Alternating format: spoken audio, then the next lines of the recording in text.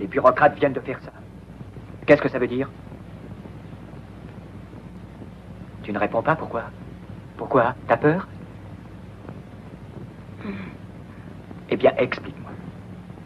Ça veut dire qu'ils vont encore boire la sueur des prolétaires jusqu'à la lie et envoyer nos enfants à l'école. On a ras-le-bol de ces charognes. Les bureaucrates commencent par nous exploiter. Et ils finissent par nous aliéner. Servir le peuple, ils appellent ça.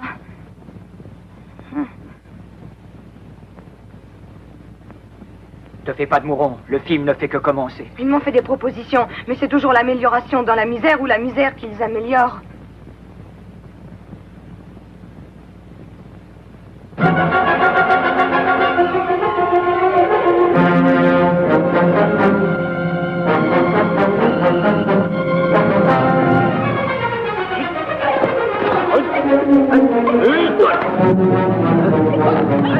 Camarade!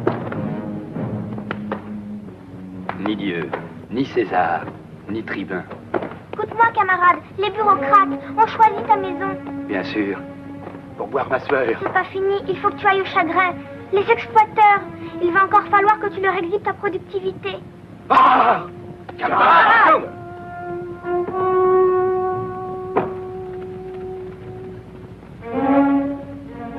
Tu en es bien sûr?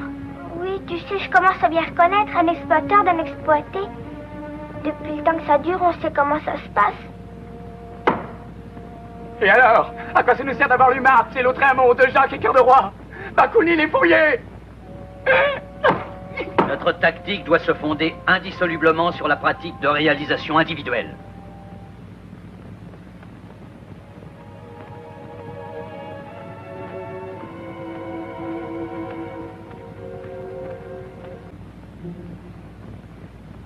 Qu'est-ce que tu fais dans le coin? J'attends le matin du grand soir. Mais surtout le grand soir, pour prendre du plaisir à leur griller les pois sous les bras. Pour pendre les propriétaires et couper les curés en deux, je vais aiguiser ma dialectique sur des situations bandantes. As-tu résolu la question de l'organisation? Après, les conseils ouvriers seront réalisés dans l'autogestion généralisée. Mais alors, qu'est-ce qu'on peut faire avant ça? Eh bien, trouver quelque chose qui y ressemble. On ne combat pas l'aliénation par des moyens aliénés. Et bien qu'on ne présente plus Bruno Guigues, eh bien je vais demander quand même à son éditeur, Aymeric Monville, de nous faire une brève présentation comme il sait le faire. Voilà. D'accord. Bon, alors, très heureux de votre présence, d'autant plus qu'un 13 juillet, c'était pas évident d'avoir autant de monde. Merci beaucoup de venir dans cette chaleur estivale, mais bien sûr, je pense que rien ne vous aurait fait rater la présence rare à Paris de Bruno Guigues, qui travaille, comme vous le savez ou vous ne le savez pas, à la Réunion, puisqu'il a dû se reconvertir. Il est resté dans le service public, pour lequel il a une certaine dilection, effectivement, mais il a dû se reconvertir, comme vous le savez, après une carrière d'énarque contrariée. D'ailleurs, c'est le deuxième énarque que j'ai publié aux éditions Delga. Le premier s'appelait Benoît Kennedy et il a eu aussi une carrière... il a eu aussi une carrière contrariée. J'espère que ça va s'améliorer pour lui. En tout cas... Enfin, on attend surtout, à propos de Benoît, que le délai nécessaire pour que Castagnère ne soit pas trop ridicule, pour ça relaxe tout simplement, puisque comme vous le savez, évidemment, le lourd dossier qui faisait de lui l'espion de Kim Jong-un étant complètement vide, là il s'agit maintenant de sortir de cette histoire sans être trop ridicule. Voilà, exactement. En tout cas, donc, un grand merci à Bruno Guigues pour sa fidélité à la librairie Tropique et à notre vieille capitale, et aux éditions Delga, puisqu'il continue ses chroniques. Il faut les présenter comme un diptyque, peut-être y aura-t-il un triptyque. Et j'allais dire, vous qui connaissez sans doute certains de ces textes, qui les trouvez sur Internet, il a raison de les mettre un peu partout, c'est bien de les collationner, d'en faire une anthologie, et de pouvoir les lire les uns après les autres, parce que, y compris si même on va parler, je pense aujourd'hui, beaucoup de l'actualité très fraîche, et qui correspondent à ces articles qui ne seront pas encore, puisque ceux-là datent de janvier ou février à peu près, enfin, et de ce qui précédait, il est bon de lire, à mon avis, tous ces articles sur l'impérialisme in situ, c'est-à-dire problème après problème, pas simplement dans des grandes théories géopolitiques. Bruno Guig, lui, rentre vraiment dans les détails à chaque problème tel qu'il se présente les uns après les autres. Et donc je crois qu'il faut vraiment les lire dans leur séquence. Et le dernier s'appelle La fable du libéralisme qui sauve le monde. Ce qui est intéressant, c'est qu'il rentre précisément dans un des débats qui est aujourd'hui particulièrement frayé, qui est le statut de la puissance chinoise. Et vous savez qu'il y a un débat pour attribuer, à quelle cause doit-on attribuer la puissance de la Chine. Alors certains vont jusqu'à dire que c'est justement parce que la Chine est devenue libérale qu'elle s'en sort. Ils montrent que justement avec les comparaisons avec l'Inde, que justement c'est parce que la Chine a un fondement socialiste bien affirmé qu'elle a pu précisément se développer aujourd'hui. Donc ce que je veux dire, c'est que Bruno Guig, en plus d'un point de vue anti-impérialiste très sain et qui manque beaucoup actuellement et pour laquelle on sait que sa parole est tout à fait rare, il ajoute aussi une conscience politique qui est celle d'un progressiste, au sens le plus noble que donnait le mouvement ouvrier à ce terme. Et c'est pour ça que je le remercie, y compris pour sa fidélité à ce qu'on représente aussi en tant que comme petite édition liée à l'ensemble du mouvement ouvrier. C'est sympathique de sa part de continuer avec nous. Et voilà, ce que je veux dire, c'est que je pense que les sujets vont abonder, d'autant plus que l'actualité avec les récents événements comme autour de l'Iran, de la mer de Chine méridionale, du Venezuela, beaucoup de choses se sont ajoutées et nourriront notre réflexion. Voilà, je vous passe la parole. Merci beaucoup, Bruno Guig. Merci Aymeric et merci pour ta présence aussi, c'est important pour mon éditeur de référence maintenant. Parce que j'ai publié 5 bouquins chez l'Harmattan, 2 chez Delga, mais on dépassera je pense le record, on battra le record chez Delga, j'espère, dans les années qui viennent. Alors, c'est vrai que dans mes articles je parle de beaucoup de choses, mais il y a effectivement un fil conducteur, c'est que j'essaie de faire une critique très argumentée, un peu polémique aussi, hein, j'avoue, mais en tout cas très argumentée de l'impérialisme, qui est quand même aujourd'hui une réalité extrêmement prégnante. Ça ne date pas d'hier, hein. Quand je dis aujourd'hui, ça veut dire aussi que c'est quelque chose qui s'enracine dans un passé, même assez ancien. Et je crois que c'est très important que des citoyens éclairés, désireux d'accéder à une certaine vérité en faisant usage de leur raison, vous voyez, j'emploie des termes dignes de la philosophie des Lumières, prennent conscience de ça. Et malheureusement, c'est pas le cas, hein, parce que c'est vrai que le type, j'en connais, hein, qui lit Le Monde, qui écoute France Inter et qui regarde France 2 ou BFM TV et qui se croit informé, à mon avis, il se fait de sacrées illusions. Donc il faut vraiment, sur cette question, rebattre les cartes, analytiquement. Hein, il faut remettre les choses à plat et voir réellement ce qui se passe. Et pour ça, il n'y a qu'une méthode. Hein, c'est qu'il faut partir de l'analyse concrète d'une situation concrète, comme disait un certain Lénine. Partir des faits, tout simplement. Il y a quand même des données objectives qu'on ne peut pas nier. Hein. Sinon, on est dans une philosophie à la Berkeley, où toute réalité matérielle serait en réalité une espèce d'idée qui serait dans l'entendement divin. Non, on n'en est pas là.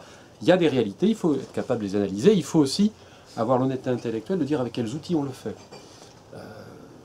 Je crois que c'est important et je pense qu'on en reparlera. Moi, je vais citer 3 faits, justement, pour démarrer avec vous ce que je souhaite être une discussion, hein, plus qu'une conférence, évidemment. Ces 3 faits sont les suivants. J'ai lu récemment que l'Indonésie, qui est un grand pays d'Asie, avait décidé de mettre à la porte tous les touristes occidentaux qui traînent la savate, hein, en sac à dos, qui font la Manche, pareil que même certains se prostituent, pour payer leur séjour. Il y en a même qui mettent des pancartes « Aidez-nous à faire notre tour du monde ». L'État indonésien dit « Écoutez, moi, ces gens-là, on n'en veut plus, on les fout dehors ». Je trouve ça très intéressant. Et je vous dirai après pourquoi. Deuxième fait, très intéressant aussi, celui que je commentais sur RT tout à l'heure, c'est le fait qu'un grand pays membre de l'OTAN achète à la Russie, son système de défense antiaérienne. Enfin, ça a l'air de rien, on dit oui, c'est une histoire de commerce, des armes. Non, mais c'est fondamental. C'est un événement majeur en réalité. Parce que c'est l'implosion de l'OTAN en plein vol, si j'ose dire, hein, puisqu'il s'agit de défense antiaérienne. Enfin, la Turquie a toujours été, d'abord, une grande puissance militaire, qui a toujours été considérée, à juste titre, comme l'un des piliers de l'Alliance Atlantique. Aujourd'hui, visiblement, sur ce plan, sur un plan, je dirais, politico-militaire, elle se détache de la maison mère. Hein. Elle fait une infidélité à l'Amérique. C'est très important. Troisième fait intéressant, je trouve, c'est le fait qu'on a assisté ces derniers jours à, je ne sais pas si c'est une forme je ne sais pas de quel niveau d'analyse psychanalytique ça relève, mais vous savez, quand Trump a dit ah non, mais j'ai ordonné l'attaque contre l'Iran, puis à la dernière minute, on m'a dit qu'il y aurait des morts, donc finalement, j'ai décidé d'annuler. Donc la vraie fausse attaque contre l'Iran, c'est très intéressant. C'est-à-dire que l'impérialisme, aujourd'hui, il se livre à ce genre de choses. C'est-à-dire, il dit qu'il fait un truc, puis il ne le fait pas, puis après, il vous dit non, mais je voulais le faire, mais je ne l'ai pas fait. Ce qui était inconcevable il y a 20 ans, 30 ans ou 40 ans, je pense. Quel est le rapport entre ces trois faits? À mon avis, c'est le basculement du monde. Tout simplement. C'est la grande bascule vers l'Est, c'est la désoccidentalisation du monde. Non pas que l'Occident disparaisse, non pas que l'Occident ne conserve pas quelques atouts qui puissent séduire les uns et les autres. Moi aussi, j'aime bien le cinéma américain, bon, et la cuisine turque, c'est pas le problème. C'est le fait surtout que vous prenez ces trois faits, ils montrent quoi? Ils montrent que ceux qui se prenaient pour les maîtres du monde ne le sont plus. Hein, alors prenons le cas de l'Indonésie. Qu'est-ce qui se passe? Vous avez en Indonésie, comme en Chine, on en parlera, comme en Thaïlande, comme dans d'autres pays, d'Asie en particulier, je ne parle même pas de la Corée du Sud ou du Japon, ce phénomène qui est l'apparition d'une classe moyenne, pléthorique, qui est en train de s'enrichir. Au moment même où la classe moyenne des pays occidentaux, les pays dits développés, elle s'appauvrit. Alors vous avez un très bon travail là-dessus qui a été fait par l'ancien économiste en chef de la Banque mondiale, qui est Branko Milanovic. Il a publié un bouquin préfacé par Thomas Piketty, que tout le monde connaît, qui explique ça en détail. Il montre que, notamment, l'apparition d'une énorme classe moyenne chinoise fait qu'aujourd'hui, la réduction, ce qu'on appelle la réduction des inégalités à l'échelle planétaire, elle est due en réalité à la réussite de la politique économique chinoise, mais aussi, dans une certaine mesure, mais de manière moins massive sans doute, dans des pays comme l'Indonésie, l'Inde aussi, le Brésil, la Thaïlande, etc. Donc il y a un basculement du monde qui est tout simplement le fait que le partage du gâteau planétaire ne se fait plus dans les mêmes proportions qu'avant. Prenons maintenant le deuxième fait que je citais, qui est l'achat donc du système S-400 en triomphe par la Turquie à la Russie. Attendez, mais vous avez un pays de l'OTAN qui s'approvisionne sur un point extrêmement important sur le plan militaire, auprès de cet État contre lequel l'OTAN a été créée. Je rappelle que l'OTAN a été créée sous l'égide américaine pour pratiquer le containment à l'égard de la dangereuse Union soviétique. Or, c'est la Russie qui est manifestement l'héritière de l'Union soviétique, personne ne le contestera, qui aujourd'hui est capable de vendre un système d'armes aussi perfectionné et aussi stratégique que la défense antiaérienne à la Turquie. C'est quand même très important. L'OTAN aujourd'hui est un dispositif qui craque de toutes parts. Ce qui ne note pas sa capacité de nuisance. On est bien d'accord. Et on y reviendra. Le troisième fait, donc, c'est la vraie fausse attaque américaine contre l'Iran. Là aussi, c'est intéressant. Il n'arrête pas de parler d'affrontement avec l'Iran. Mais en fait, comme d'habitude, Trump aboie mais ne mord pas. C'est une sorte de beauf un peu hystérique, qui s'excite à coups de tweets contre ses ennemis, mais qui jusqu'à présent se garde bien de les attaquer. Là aussi, ça ne note rien à sa capacité de nuisance, puisque parallèlement, il tente d'étrangler économiquement et financièrement, comme on sait, la République islamique. Voilà trois faits qui sont intéressants parce qu'ils montrent qu'il y a, comme un déplacement de plaques tectoniques, une espèce d'évolution profonde, souterraine, qui est celle des rapports de force mondiaux, et dont, si on analyse dans l'actualité les différents événements tels que ceux que je viens d'analyser, on voit bien que, voilà, c'est manifeste. Il y a aujourd'hui une manifestation de ce basculement progressif du centre de gravité planétaire, de l'Ouest sous hégémonie américaine, en direction de l'Est sous hégémonie chinoise en réalité. C'est pour ça qu'on va parler de la Chine. Parce qu'il est évident que tout cela ne se passerait pas si en 2014 ne s'était pas produit un événement extrêmement important. Extrêmement important. En 2014, il s'est produit un événement important qui est le dépassement des États-Unis par la Chine sur le plan du PIB en parité de pouvoir d'achat. C'est-à-dire que si on retient le mode de calcul proposé par Amartya Sen à l'ONU pour calculer le PIB, qui montre la réelle puissance économique d'une nation, les États-Unis sont la deuxième puissance économique derrière la Chine depuis 2014. Ça, c'est très important. Et quand la Chine devient la première puissance économique de la planète, parce qu'elle a su tisser un réseau d'alliances, parce que certains États s'appuient sur cette puissance qui est comme ça derrière, évidemment, ça change tout. Il y a, je crois manifestement, on en discutera, j'espère, une inflexion là qui est très nette. On est sur une pente qui est descendante pour ce qui est des États-Unis, et puis qui est montante pour ce qui est de la Chine. Alors vous savez que quand deux États, c'est le fameux piège de Thucydide, pour reprendre l'expression utilisée par le politologue américain Graham Allison, dont j'ai lu le bouquin d'ailleurs, enfin on en parlera, c'est le fameux piège de Thucydide, c'est-à-dire que Sparte et Athènes se sont fait la guerre parce que Sparte était extrêmement méfiante à l'égard de la montée, notamment sur le plan économique, de la puissance athénienne. Donc il y a aujourd'hui cette inflexion des rapports de force mondiaux qu'il faut bien analyser, parce que si on ne le fait pas, on ne comprend pas ce qui se passe. Et quand on les analyse bien, à mon avis, on s'aperçoit qu'il y a effectivement, comme disent les éditorialistes et les experts et tous ceux qui essaient de nous expliquer que la Chine nous menace, etc., oui, il y a une concurrence entre deux systèmes. Ça c'est vrai. Ça c'est vrai. Sauf que, en général, ils rajoutent que le système chinois veut dévorer le nôtre. Ça c'est faux à mon avis. Ils n'ont pas compris ce qui se passe. Ils prennent les routes de la soie pour je ne sais quelle entreprise néocolonialiste. On en parlera, il y a eu des abus certainement, et il y a des erreurs. Mais c'est pas du tout ça. Sinon, comment expliquer que quasiment tous les pays d'Afrique signent un partenariat avec la Chine? Comment expliquer que, sauf erreur de ma part, il y a 120 pays qui ont signé un accord avec la Chine sur les routes de la soie? Ça paraît quand même étonnant. Bon, là-dedans, il y a des pays qui ne sont pas seulement des vassaux de la Chine. D'autant que la Chine, comme vous le savez, n'a qu'une base militaire à l'étranger, la Djibouti, elle n'en a pas 725 comme les États-Unis. Bon.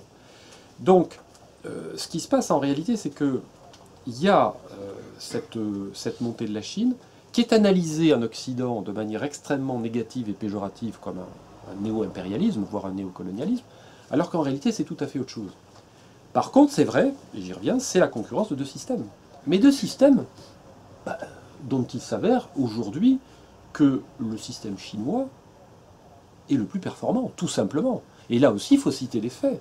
Enfin, c'est pas ma faute, moi, si les infrastructures publiques aux États-Unis sont dans un état lamentable, alors qu'elles sont, je les ai vues en janvier, flambant neufs en Chine.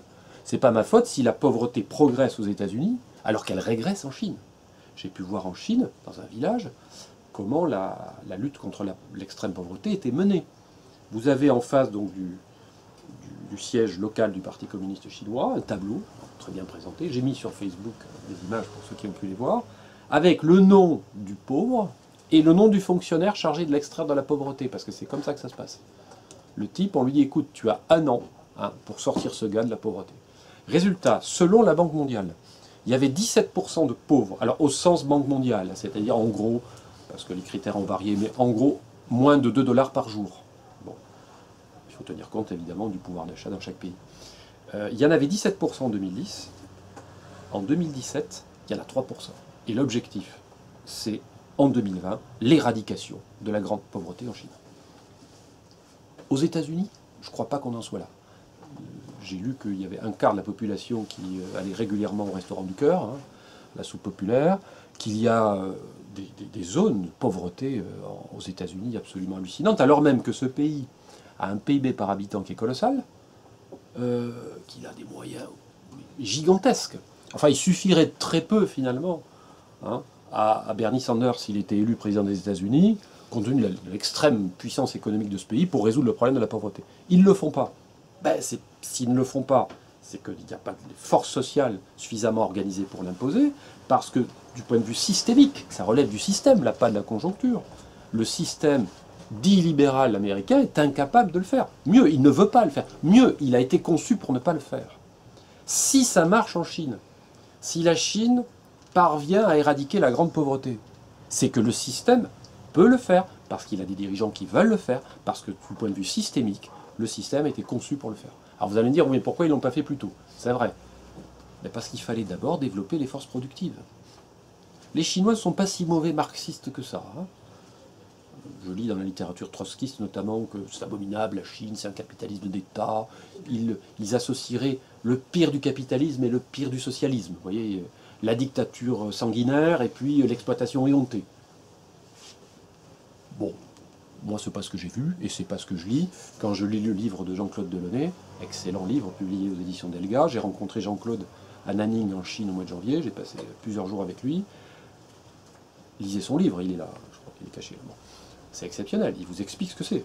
Et qu'est-ce qu'il nous dit, et qu'est-ce que d'autres nous disent, et qu'est-ce qu'on peut constater dès lors qu'on veut bien consulter des sources fiables.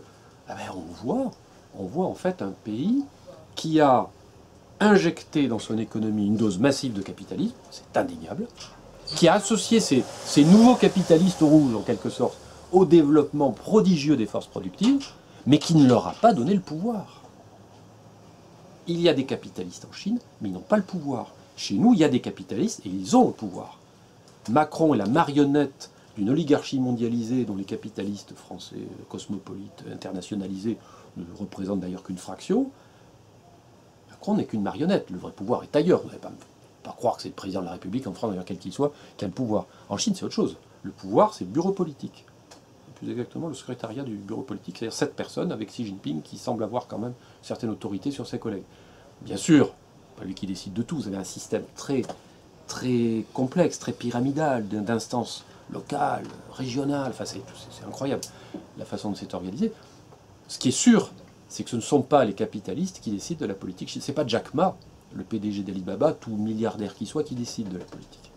Il est associé à effectivement la conduite de l'économie chinoise, mais sous l'égide d'un État fort, d'un État souverain, certainement pas d'un État libéral. Non, mais quand des experts ou prétendus tels me parlent du libéralisme chinois, mais c'est à se tordre de rire. Il n'y a pas plus antilibéral que le système chinois. Ou alors, si le libéralisme, ça veut dire, oui, ben, je peux monter mon commerce, je peux monter mon entreprise et puis gagner de l'argent, c'est pas ça le libéralisme. Parce que ça existait avant le libéralisme. Dans l'Antiquité, il y avait des gens qui faisaient du commerce. Enfin, c'est pas les libéraux qui ont inventé le commerce, quand même. Et même le commerce lointain et le commerce de grande envergure, ça a toujours existé. Par contre, le libéralisme, il nous dit, pour ça que le premier article repris dans mon livre s'appelle « La fable du libéralisme qui sauve le monde ». Le libéralisme, il nous dit que ce qui est important, c'est l'individu est au centre de la société. Et l'interaction entre ces individus libres, il n'y a que des Robinson Crusoe dans leur île, et puis l'interaction entre tous ces gens fait que les intérêts s'harmonisent spontanément. Et il ne faut surtout pas que la puissance publique s'en mêle. Et puis surtout, il faut rappeler que ce qui s'attache à l'individu, c'est la propriété privée. Alors, il y a de la propriété privée en Chine, il n'y en avait pas du temps de Mao, on est d'accord. Donc ils ont créé effectivement un système d'économie mixte, en laissant une large part au secteur privé. Vous savez, pour vendre des nouilles, pour fabriquer des épingles à linge ou même des téléphones, on peut laisser ça au privé. Sachant que le privé en Chine, il a parfois une coloration assez intéressante. Huawei, par exemple, dont on parle beaucoup, n'est pas une entreprise capitaliste. C'est une entreprise qui est la propriété de ses salariés actionnaires. Elle n'est pas cotée en bourse. C'est intéressant. Vous avez remarqué, la presse occidentale ne dit jamais ça. Parce qu'expliquer que le numéro 1 mondial dans les technologies de la communication, c'est une entreprise qu'on aurait qualifiée dans les années 70 d'autogestionnaire, ça fait quand même, ou de coopérative, ça prête effectivement à beaucoup de commentaires. Et on se garde bien de le dire. D'ailleurs, c'est assez marrant de voir dans la presse économique, mais ils le font de moins en moins parce qu'ils ont compris qu'avec M. Xi, c'était pas la peine. Les lamentations des représentants, vous savez, des différents fonds d'investissement, etc. Oui, mais la Chine devrait ouvrir ses marchés financiers, nous permettre de faire des affaires. Les Chinois, ils ont compris. Les marchés financiers sont sous tutelle en Chine. Si vous voulez, vous pouvez investir, mais dans certains secteurs, il y a des secteurs où vous n'avez pas le droit de le faire. Et puis si vous le faites, le plus souvent sous forme de joint venture, etc. Donc, il y a un système qui n'est pas le système capitaliste à l'occidental. C'est un système qui n'est pas libéral, il ne l'est pas du tout. C'est une espèce de système mixte dans lequel un puissant secteur privé cohabite avec un puissant secteur public qui est omniprésent dans tous les secteurs stratégiques, le charbon, l'acier, le pétrole, l'électricité, toutes les formes d'énergie d'ailleurs, les transports, l'armement, pas d'entreprise privée d'armement en Chine, c'est même pas concevable. Les capitalistes qui gagnent de l'argent, non, c'est l'État chinois qui fait ça. Et le système bancaire est public. On parle de l'endettement, vous savez, de la Chine, on le présente, je ne dis pas que ce n'est pas un problème, ça fait partie des problèmes que rencontre la Chine aujourd'hui, mais c'est un endettement de banques publiques chinoises auprès des Chinois. Ce n'est pas un endettement extérieur. La Chine a une dette extérieure extrêmement faible. Par contre, elle est, comme vous le savez, très grosse créditrice vis-à-vis des États-Unis, puisqu'elle détient à ce jour, je crois, 3 000 milliards de bons du Trésor américain. Comment ? La dette des États-Unis. C'est la dette. 37% C'est ça, exactement. Tout à fait, c'est énorme. Donc, on a bien deux systèmes, je ne vais pas entrer dans les détails parce que j'aimerais qu'on...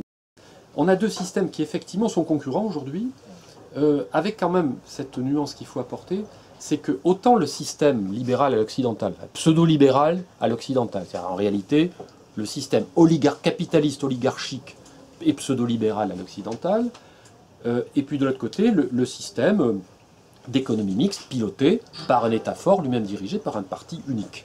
Bon, on a ces deux systèmes, mais le système capitaliste à l'occidental, lui, il est prosélyte, hein. Il aimerait que tout le monde fasse comme lui, et puis surtout le fasse sous son autorité, dans son intérêt, sous sa gouverne. Enfin, c'était l'objectif de Clinton quand il a incité la Chine à adhérer à l'OMC en 2001.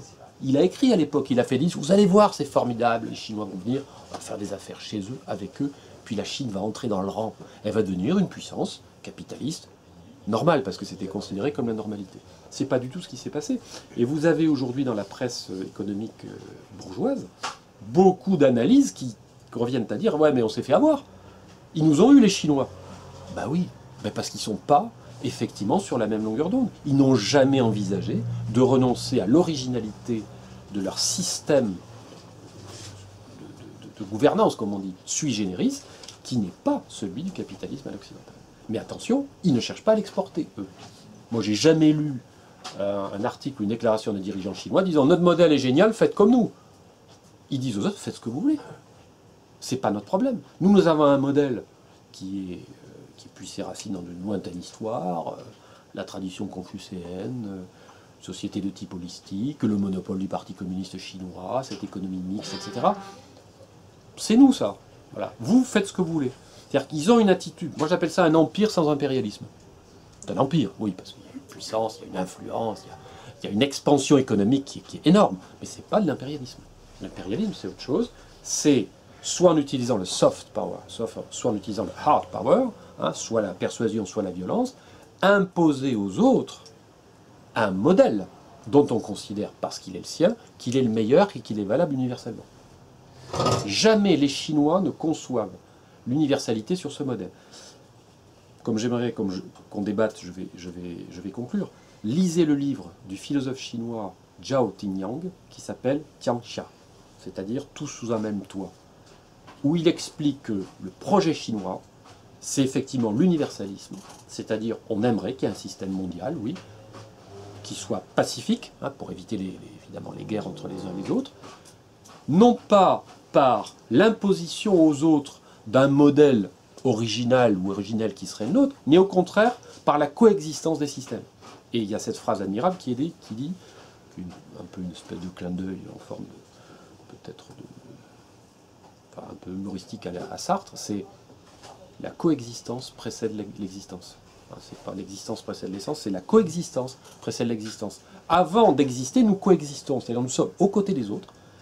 Ils sont différents de nous, nous n'avons pas à leur imposer quoi que ce soit, mais nous sommes dans des rapports de coopération. Et ce qui vaut pour la famille, parce que ça vaut pour la famille, qui est la notion clé de la culture chinoise, il ne faut pas l'oublier, c'est la famille, vaut pour l'humanité qui doit vivre dans une communauté où la différence, non seulement est possible, mais souhaitable. Donc ceux qui nous parlent d'impérialisme chinois, à mon avis, se trompent complètement de ce point de vue-là. Je pense que ce que dit M. Zhao est tout à fait révélateur de ce que les dirigeants chinois et même le peuple chinois, dans leur ensemble, ont en vue lorsqu'ils lancent les routes de la soie, lorsqu'ils disent bah, « écoutez, nous, on est pour faire du commerce, à vous de définir les règles. Si vous ne voulez pas travailler avec nous, il n'y a pas de problème. » Jamais la Chine n'a forcé qui que ce soit à ouvrir sa porte. Rappelez-vous qu'au contraire, c'était l'attitude des États-Unis, la politique de l'open door, au lendemain de la Seconde Guerre mondiale. Je veux venir chez toi, te vendre ma camelote. C'est quand même très différent. Voilà, je voulais faire cette petite mise en perspective, mise en bouche en même temps, pour lancer le débat. Je salue ceux qui sont arrivés après. Thomas, c'est ça? Voilà, Yazid. D'autres personnes que je vois, mais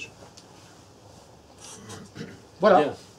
Alors, eh bien maintenant, place aux questions du public, qui a l'air d'être question ou remarque, voilà. Fasciné par ce qu'il vient d'entendre. Peut-être que pour lancer le débat, Émeric ou Soubry pourraient peut-être avoir des... Simplement, je rebondis parce que ça me fait penser cette notion de coexistence avant l'existence.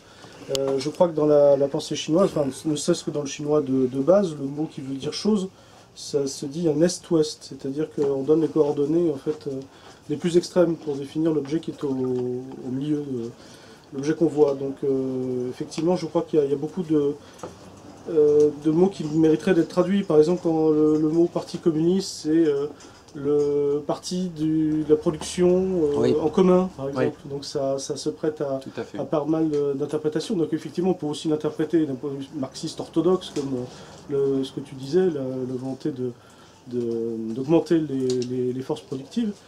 Et en même temps, peut-être il faut se demander aussi quel type de marxisme ils ont. Il est forcément aux couleurs de la Chine, c'est une évidence. Donc peut-être, je pense, un léniniste orthodoxe, mais je sais que tu connais certainement beaucoup plus que moi, parce que tu as écrit un livre sur Lénine chez l'Harmattan. Un léniniste orthodoxe dirait qu'il y a impérialisme à partir du moment où il y a exportation de capitaux, fusion du capital financier, capital bancaire, industriel. Il y a risque d'impérialisme, de toute façon. Je pense que c'est une tension entre cette dynamique économique-là, et comme tu dis, là je te fais confiance à 100%, parce que toute l'histoire de la Chine montre très bien une volonté justement de ne pas s'immiscer. Actuellement, ils investissent quand même pas mal à l'étranger. Voilà. Oui, mais je suis d'accord, au point de vue culturel, il n'y a pas cette tendance impériale là, c'est étranger même à la pensée chinoise. Et c'est vrai qu'il faut aussi rappeler quand même d'où part la Chine actuellement. C'est-à-dire que peut-être qu'elle en est à un stade aussi où de toute façon elle est en train de penser des plaies qui sont lourdes, de la guerre de l'opium jusqu'à la période maoïste, j'allais dire exclue, parce que c'est quand même la période maoïste qui a sorti la Chine, qui a augmenté l'espérance de vie d'à peu près une vingtaine d'années. Et en 1949, la Chine, avant l'arrivée de Mao au pouvoir, la Chine était un pays dont le PIB était inférieur à ceux de l'Afrique australe. Voilà ce que m'inspire tout de suite, mais je pense qu'il faut absolument qu'on débatte, bien sûr. Mais voilà, peut-être pour répondre sur cette question de l'impérialisme, comment on définirait par rapport... On en avait parlé d'ailleurs l'autre fois, puisque c'était le titre du livre. Moi je crois vraiment qu'il y a une nuance, il y a vraiment une grosse différence entre l'impérialisme au sens classique du terme, tel que les travaux de Lénine notamment, nous ont aidé à le formuler, ou ceux de Samir Amin, qui a préfacé le livre. Le livre précédent était préfacé par Samir Amin, j'avais une grande admiration, qui m'a formé, parce que moi, quand j'étais jeune, je lisais Samir Amin. Qui malheureusement est décédé. Malheureusement est décédé, peu de temps d'ailleurs avant Domenico Losurdo. On a perdu deux références pour moi. Tout à fait. Si vous voulez lire des livres, Samir Amin et Domenico Losurdo, deux auteurs pour moi fondamentaux. Pour le Moyen-Orient, j'ajouterais Georges Korn, cette région du monde. Je pense que l'impérialisme, tu as raison, c'est l'un des critères retenus par Lénine, c'est l'exportation de capital. Alors de ce point de vue-là, on pourrait dire que la politique chinoise est une politique impérialiste, puisque les Chinois investissent dans des infrastructures, ils achètent un peu tout, n'importe quoi, du cépage bordelais au port d'Athènes, en passant par du Pirée, en passant par l'aéroport de Toulouse. Bon, oui, mais parce que nous sommes dans une économie complètement internationalisée, où tout le monde achète ce qu'il peut où il veut. Mais je citerai quand même un chiffre intéressant, c'est que si on regarde le volume global des investissements étrangers, les IDE, mais vu de l'intérieur, en Europe, la part de la Chine est de 3,4%. La part des États-Unis de 34%. Bon, je crois que c'est pas photo. Même raisonnement lorsqu'on nous dit, oui, mais regardez, la Chine, les Chinois, moi il y a des gens qui m'ont dit ça, les Chinois ils achètent tout en France, on a l'impression maintenant qu'on va être obligé de manger avec des baguettes, parce que bon. Attention. Il y a beaucoup plus d'investissements français en Chine que d'investissements chinois en France. Aussi bien en volume, en stock de capital, l'écart je crois est de 1 à 5, qu'en volume d'emplois générés. Les investissements français en Chine génèrent je crois 400 000 emplois, les investissements chinois en France de l'ordre de 20 000. On n'est pas du tout sur les mêmes ordres de grandeur. Or, si on compare le PIB chinois et le PIB français, le PIB chinois c'est 5 fois celui de la France, on voit bien que le raisonnement ne tient pas. Et comme quoi, citer des faits, parfois, c'est le meilleur argument contre des élucubrations. Et on en a entendu à l'occasion de la visite de M. Xi en Europe, des élucubrations sur la menace chinoise, l'expansion chinoise. Alors, moi j'admets, très bien, parce que c'est une évidence, qu'il y a une expansion économique de la Chine, qu'on peut qualifier d'expansionnisme, si on veut, dans la mesure où ils investissent beaucoup, là où ça les intéresse.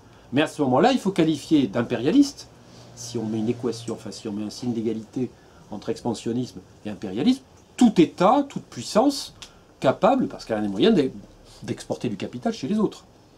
À ce moment-là, la France est impérialiste, la Suisse est impérialiste parce qu'il y a beaucoup de capitaux suisses qui sont investis en Europe aussi. Je crois que c'est pas très... Enfin, retenir uniquement ce critère me paraît léger sur le plan d'argumentation. Je crois que l'impérialisme, c'est autre chose. Et d'ailleurs, Lénine le disait très bien. Tu l'as dit, c'est la fusion du capital financier et du capital industriel. C'est en fait la suprématie du capital financier dans la conduite des affaires. Or, ce n'est pas le cas en Chine. Ce n'est pas le capital financier qui dicte la politique chinoise. C'est l'État souverain chinois qui utilise effectivement, entre autres, le capital financier pour atteindre ses objectifs. Le jour où l'État chinois dira « Écoutez, finalement, dans les routes de la soie, on est allé un peu trop loin, on va faire machine arrière », il n'y aura pas de problème, ils le feront. Oui. Alors que dans le système occidental, c'est l'exigence presque viscérale de rentabilité maximale des actionnaires qui fait que le capital financier veut gagner un maximum de fric et donc est prêt à tout pour le faire, y compris effectivement à déstabiliser des États, à ruiner l'économie d'autres États, etc. Je prends un exemple. Vous connaissez la Côte d'Ivoire. Bon. Côte d'Ivoire, c'est un pays qui malheureusement hérite de la période coloniale, les caractéristiques que l'on connaît bien, des pays en voie de développement de ce type, c'est-à-dire une monoculture d'exportation, le cacao, qui a été créé de toutes pièces, pour asservir complètement ce malheureux pays à la logique du capital financier mondialisé. Puisqu'il y a 3 multinationales dans l'industrie du chocolat qui se partagent le gâteau et qui imposent en fait aux négociants un tarif qui est lui-même à son tour imposé aux planteurs par les négociants. Et le pauvre planteur ivoirien, si on exige de lui un prix de la fève de cacao extrêmement bas, il va employer des enfants dans les plantations de cacao. Et c'est ce qui se passe aujourd'hui. On a là un État complètement asservi à la logique du capital financier mondialisé, qui n'est pas un État souverain parce qu'au même moment, les institutions financières internationales que nous aimons tant, le FMI et la Banque mondiale, mais surtout le FMI, puis l'OMC, nous dit ah non mais attention, vous êtes dans le grand vent de la mondialisation, c'est formidable, la mondialisation heureuse. Donc il va falloir privatiser votre secteur public, il va falloir cesser de demander à ces multinationales de payer des impôts, bien sûr. Le droit du travail, on n'en parle pas, c'est pas la peine. En fait, c'est le fameux consensus de Washington, théorisé par Williamson, c'est ça, l'économiste américain, en 1990. C'est-à-dire que pour qu'un pays se développe, il faut qu'il renonce à sa souveraineté. Il faut qu'il vende ses services publics à des capitalistes assoiffés de pognon.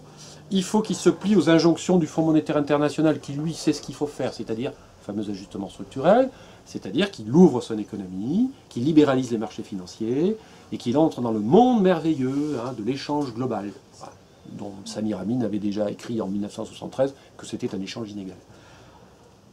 Je ne crois pas que la Chine pratique ce genre de choses. Si c'est le cas, merci de me le signaler parce que j'ai fait moult recherches sur la toile à ce sujet, je n'ai rien trouvé qui ressemble à ça. On va dire, si, mais la Chine, elle importe des matières premières. Oui, c'est vrai, mais dans un système que les Chinois considèrent comme gagnant-gagnant. Alors peut-être que ce n'est pas toujours exactement le cas, mais enfin c'est l'objectif.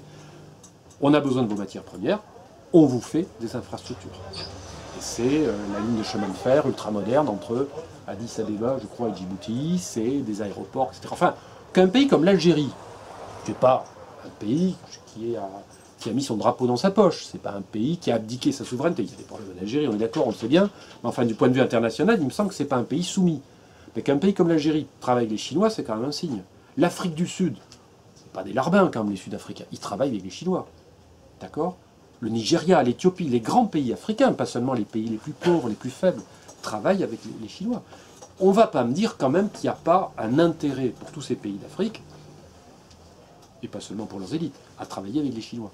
Donc je pense que là, il faut distinguer les choses. Expansionnisme économique de la Chine, expansionnisme économique et commercial, oui, mais ce n'est pas un expansionnisme économique et commercial qui se traduit, à mon avis, par une exploitation éhontée des États partenaires.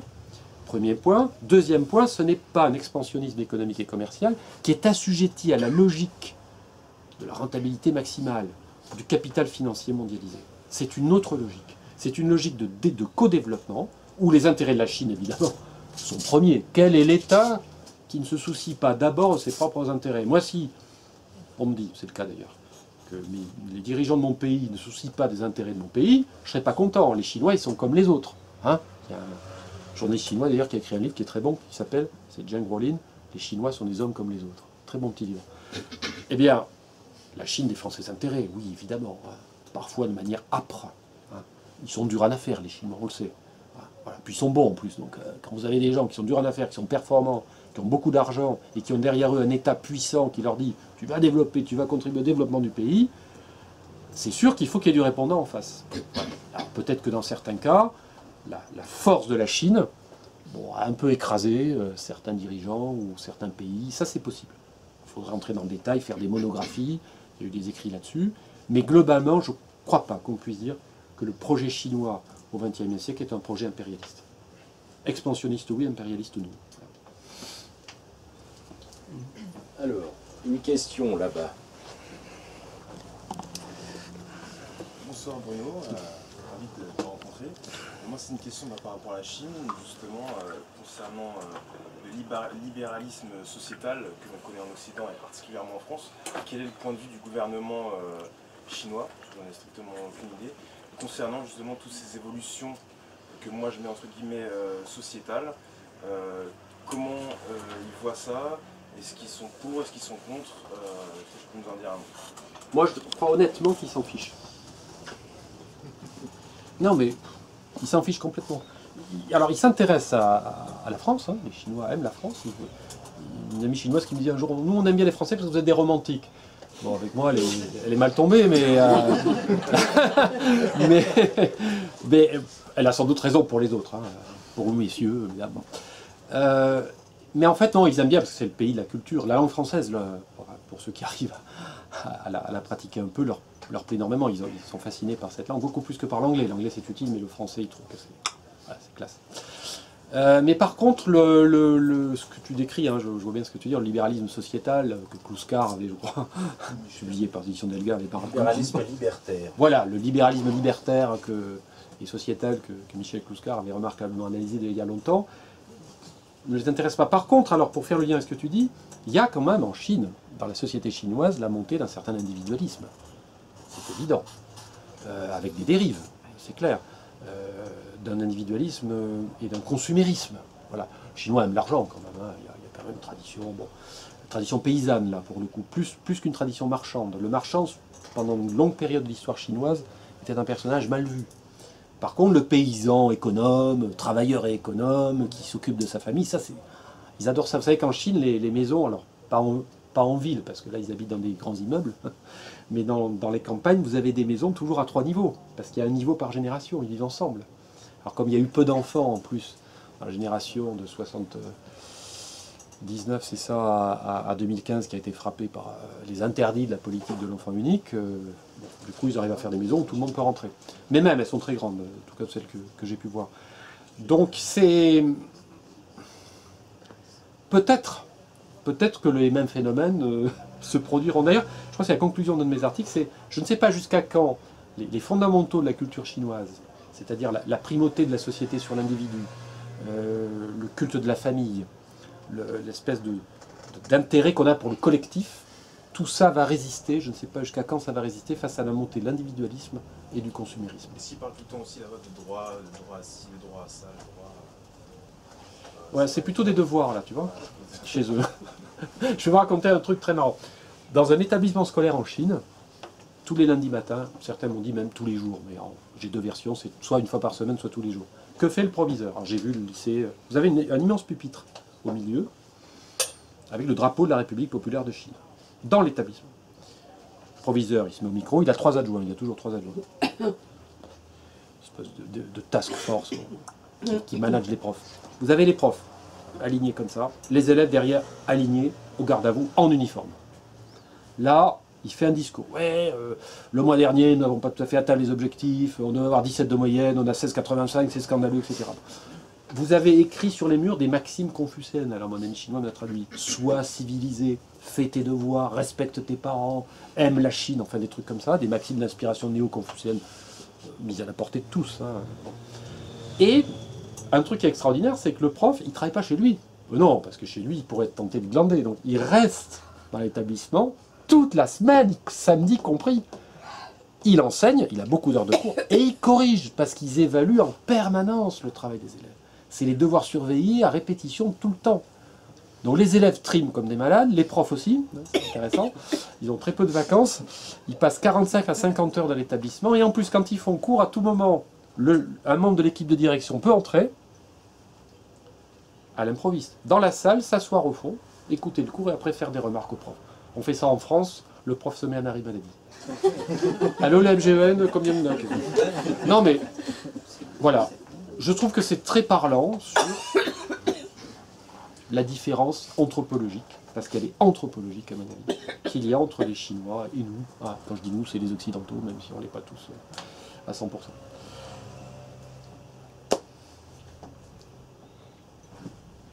William. Une petite remarque de Philippe. Là, il faut qu'on t'entende au moins.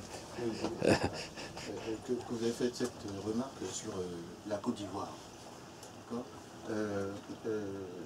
Là, en ce moment, il y a Gbagbo qui a fait 2 déclarations un peu bizarres là qu'on peut réentendre sur RFI, etc. On a fait une réunion de 55 pays, blablabla. On va finir avec le FMI, la Banque mondiale. Et qu'est-ce qu'il fait ce matin ou hier? Non, nous, entre nous, à la CEDEAO, on va faire un petit truc entre nous.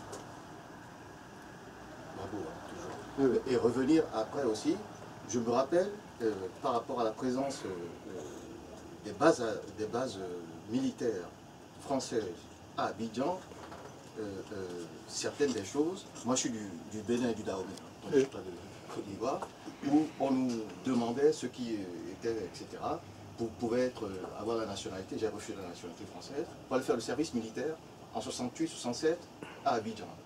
Et c'était, enfin j'en reparle plus parce qu'il y a encore des problèmes entre les producteurs de cacao, les paysans qui vont au Libéria, etc.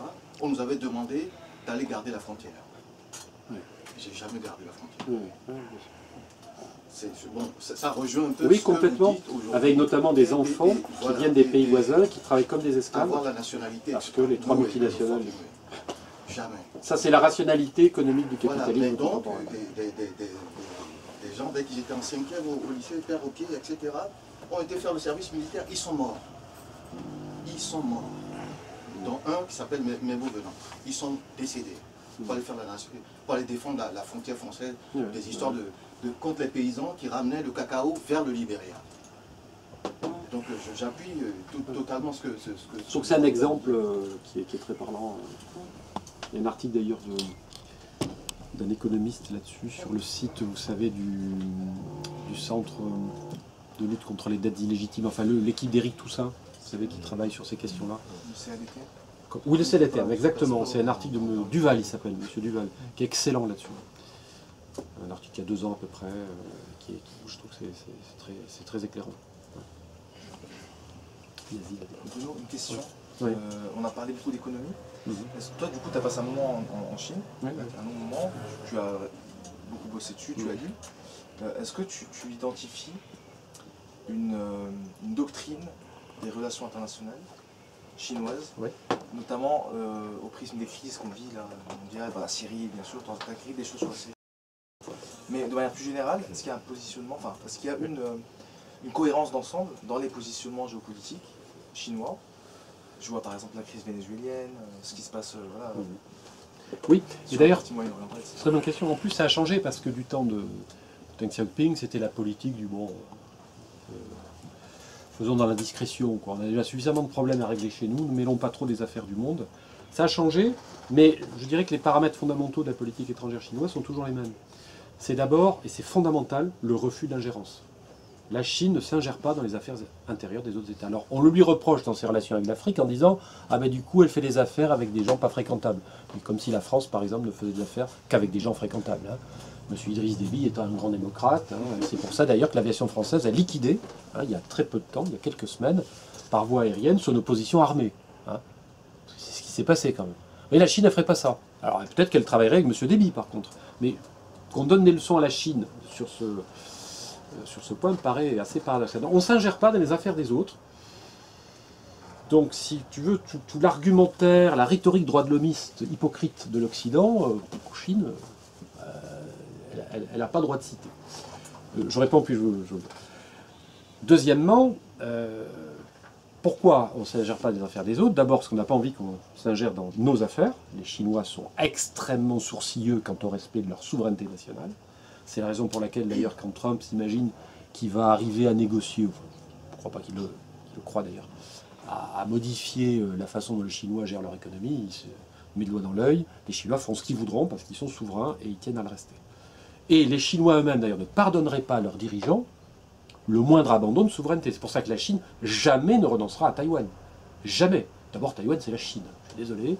Historiquement la Chine, c'est politiquement la Chine, c'est juridiquement la Chine. Taïwan n'est pas représenté à l'ONU, il n'a rien à y faire depuis 1971. Un jour ou l'autre, la Chine récupérera Taïwan, c'est dans l'ordre des choses. Bon. Donc ça veut dire, on ne veut pas, on ne s'ingère pas dans les affaires des autres, mais ne venez pas vous ingérer dans nos affaires. Or, la relation entre la Chine et Taïwan, c'est une affaire intérieure chinoise pour les Chinois. C'est très important. Troisièmement, et ça c'est ce qui couronne l'ensemble, c'est le respect du droit international. Ben oui, il y a des règles. Nous sommes, nous les Chinois, partisans du multilatéralisme et du respect par les uns et les autres du droit international. Alors bien sûr, on va introduire un bémol, parce que quand il s'agit de leur environnement proche, les Chinois, ils sont pour le droit international, mais enfin, ils l'interprètent à leur façon. La mer de Chine méridionale, elle est surtout mer de Chine. Et c'est l'histoire des 9 traits, hein, le fameux découpage des eaux territoriales, qui date d'ailleurs de l'époque de Chiang Kai-shek, en faveur de la Chine, au détriment du Vietnam, des Philippines, essentiellement. Bon. Il y a cette problématique en mer de Chine méridionale. Mais ce que je constate quand même, c'est que à l'ONU, la Chine vote toujours dans le respect de ses principes, ce qui est quand même intéressant, notamment dans l'affaire syrienne, elle l'a fait, qu'elle n'agresse aucun État, même quand elle a des différends avec le Vietnam sur les îles Paracels ou avec Taïwan. Pour l'instant, elle ne l'agresse pas militairement. Jamais un missile ou un obus chinois n'a été tiré réellement contre Taïwan, que je sache. D'ailleurs, il est précisé dans la doctrine officielle de la République populaire de Chine à l'égard de Taïwan que le problème ne sera pas réglé par la voie militaire. Il y a une loi, je me demande même si ce n'est pas une loi constitutionnelle chinoise qui dit « Oui, Taïwan fait partie de la Chine, mais nous ne réglerons pas ce problème par la voie militaire. » Autre remarque, bien sûr, la Chine a une base militaire à l'étranger, quand les Américains en ont 725. En plus, les Américains en ont, je crois, dans une centaine de pays. Bon. En plus, les Chinois ont une base à Djibouti où il y a tout le monde. Donc il passe inaperçu. Il y a les Américains, il y a les Français, il y aura les Russes bientôt. Bon. Il est question d'une deuxième base. Parce qu'ils ont dit entre la Chine et Djibouti, c'est long. Alors si on trace une ligne, quelque part, ça va créer un problème avec l'Inde, ça. Il y a quand même une petite rivalité avec l'Inde. Mais par exemple, avec l'Inde, ils ont eu une guerre en 1962, importante, qu'ils ont gagnée d'ailleurs, face aux Indiens. Depuis, il n'y a pas d'hostilité. Ils ont réglé à 90% le problème frontalier avec l'Inde, à l'exception du Cachemire. Parce que le Cachemire, c'est très compliqué, puisque le conflit entre l'Inde et le Pakistan, en fait, n'est pas soluble. Je crois qu'il n'y a pas de solution. Et les Chinois ont eux-mêmes une partie, ils sont concernés par une partie du Cachemire, mais la résolution du problème avec les Chinois ne peut se faire que si le problème indo-pakistanais est réglé. Enfin, tout ça, quand même, ne va pas chercher très loin. Hein. Il n'y a pas de guerre, pas de pression, peut-être à l'égard de Taïwan, pression verbale, diplomatique, politique, mais il n'y a pas de pression véritablement économique. Un exemple, la Chine, on dit, elle a dent dure à l'égard de Taïwan, mais les capitalistes taïwanais investissent en Chine. Il y a des relations économiques entre la Chine et Taïwan qui sont très importantes. Les Taïwanais vont faire du tourisme en Chine populaire. Alors quand on dit que la Chine est abominable, qu'elle exerce une pression, il faut quand même relativiser. Il n'y a pas beaucoup de Vénézuéliens, en tout cas les chavistes, qui vont faire du tourisme aux États-Unis en ce moment. Hein. Bon. Il y a des gens comme Guaido, oui, effectivement. Ils vont faire du tourisme. Donc, tout ça quand même est très important. Et puis, le dernier fait, qui est un fait massif, depuis 40 ans, les États-Unis ont mené de nombreuses guerres, soumis de nombreux pays en embargo criminel, financé beaucoup d'organisations terroristes. Les Chinois n'ont rien fait de tout ça. La dernière guerre que les Chinois ont faite, c'était une erreur d'ailleurs, je crois qu'ils l'ont reconnu, c'était l'espèce de leçon que Deng Xiaoping voulait donner au Vietnam. Oui, ils ont pris une rousse, là, les Ils ont pris une rousse. Et ça les a refroidis pour l'avenir. Oui, et c'est très bien d'ailleurs. C'est parfait. C'était pas une bonne idée, mais ils voulaient punir le Vietnam d'avoir envahi le Cambodge. C'est-à-dire comme le Cambodge, des Khmer Rouges à l'époque, pas très fréquentable tout ça, mais enfin bon, était l'allié de la Chine. Ils ne pouvaient pas laisser les Vietnamiens tordre le cou aux Khmer Rouges sans faire un geste. Mais bon, ça a duré quelques semaines. ils sont rentrés chez eux, et depuis 1979, la Chine n'a fait la guerre à personne. Ça, c'est quand même intéressant. Quand on voit ce que les Occidentaux font, États-Unis, Royaume-Uni et la France. Enfin, je ne sais pas si vous savez, mais la France est engagée aujourd'hui dans des guerres dans 8 pays. Nous canardons des gens un peu partout, sans qu'on nous demande notre avis, hein, nous, les citoyens français, les opposants à Idriss Déby au Tchad, des gens en Centrafrique, d'autres en Côte d'Ivoire, d'autres au Mali, d'autres au Tchad, d'autres au Niger, d'autres, le Tchad j'ai déjà dit, au Yémen, en Syrie, je pense même qu'en Somalie. Au Yémen, la France est une puissance belligérante. Pas officiellement, mais elle l'est dans les faits. Voilà, alors il n'y a pas photo. Si l'impérialisme, ça passe aussi par la guerre, alors la Chine n'est pas du tout impérialiste. Pour moi, c'est clair. Alors, attends, il y avait le jeune homme là-bas qui posait une question. Alors, puis je te passe la parole, Soubry. Oui, vous avez beaucoup insisté sur... D'abord, merci pour... je arrive en retard, mais merci quand même pour cette conférence. Il y aura le film. Et vous avez beaucoup insisté sur... en fait, sur le fait que les Chinois sont très attachés à leur souveraineté et au respect de la souveraineté des autres États. Je pense que c'est relativement vrai dans la plupart des cas. Mais comment expliquez-vous, par exemple, leur position, qui me paraît un peu étrange, sur la question yéménite? Oui, c'est une très bonne question, parce que j'avais envisagé d'en parler, mais... Alors, il faut savoir que lorsque la résolution de l'ONU a été votée, si ma mémoire est bonne, en mars 2015, il y a eu un débat à l'ONU. Le problème, c'est qu'en droit international pur, droit international c'est bien, mais il y a des moments, si vous voulez, où il a un petit train de retard sur la réalité, il faut le savoir aussi quand même. Mais je ne veux pas faire comme les Israéliens qui disent qu'on s'assoit dessus, mais bien sûr. Je dirais dans 90% des cas, c'est quand même une référence intéressante. Bon, puis, on n'en connaît pas d'autres. Pour faire autre chose, pour faire de la planète autre chose qu'une jungle, je ne vois pas d'autre solution que d'essayer de définir un droit international que les États, nations, représentés à l'ONU, respecteraient plus ou moins. Le problème, c'est qu'il y a eu un débat, et le gouvernement légal du Yémen, c'est le gouvernement que la rébellion houtiste a mis dehors. En droit international, la légalité, je dis bien la légalité, pas la légitimité, est du côté du successeur donc, du président Saleh, assassiné entre-temps, qui est soutenu, qui est une marionnette de l'Arabie Saoudite, évidemment, et de ses parrains américains, britanniques et français. Donc c'est un sujet compliqué. La Chine a estimé que le gouvernement légal avait le droit pour lui, et la Chine a voté effectivement la résolution autorisant l'Arabie Saoudite et ses alliés à intervenir. Ça ne veut pas dire qu'elle est très contente de ce qui s'est passé après.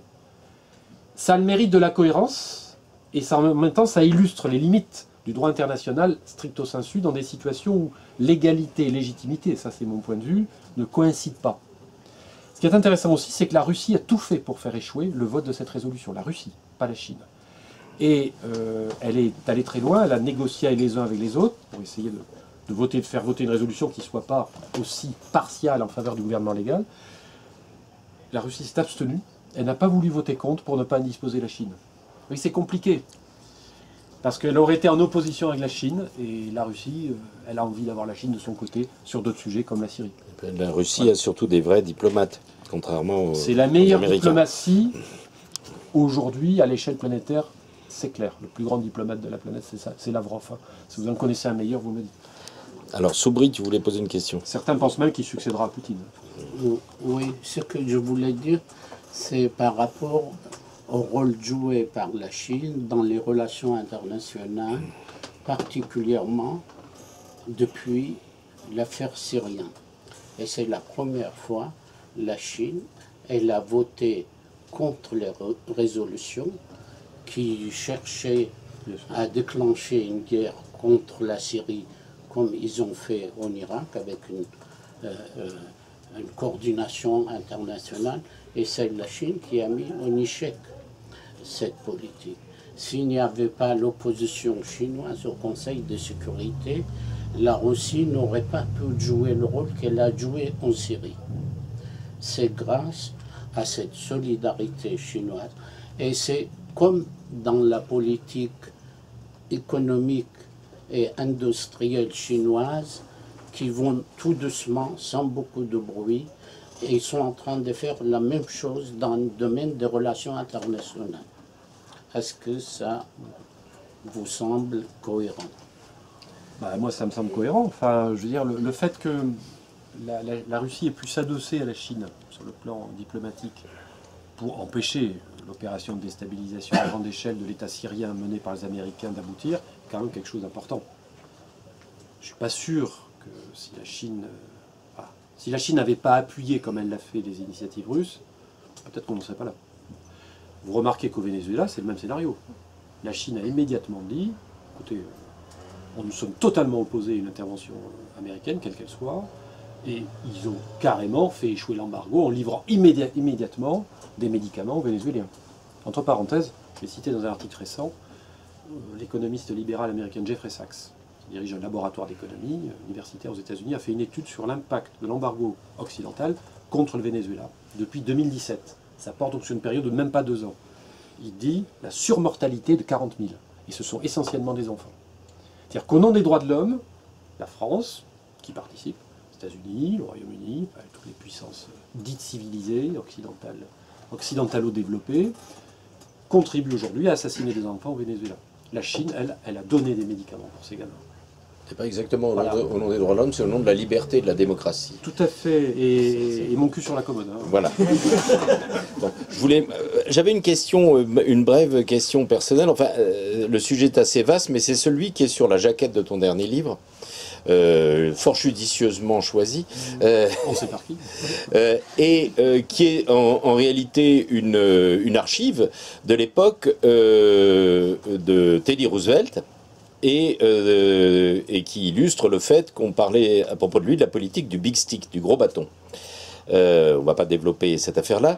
Mais il est clair que actuellement, c'est la stratégie que réincarne Trump, qui est une tradition dans la politique à la fois économique et diplomatique, si on peut dire, en tout cas géopolitique américaine, totalement liée évidemment à ses intérêts économiques, et où il y a un retour vers, disons, la doctrine Monroe et son corollaire. Alors si je te pose la question, c'est que j'en reviens à ton sujet Chine, parce que le grand conflit géopolitique mondial et d'abord économique aujourd'hui, c'est celui qui maintenant oppose d'abord et avant tout la Chine aux États-Unis.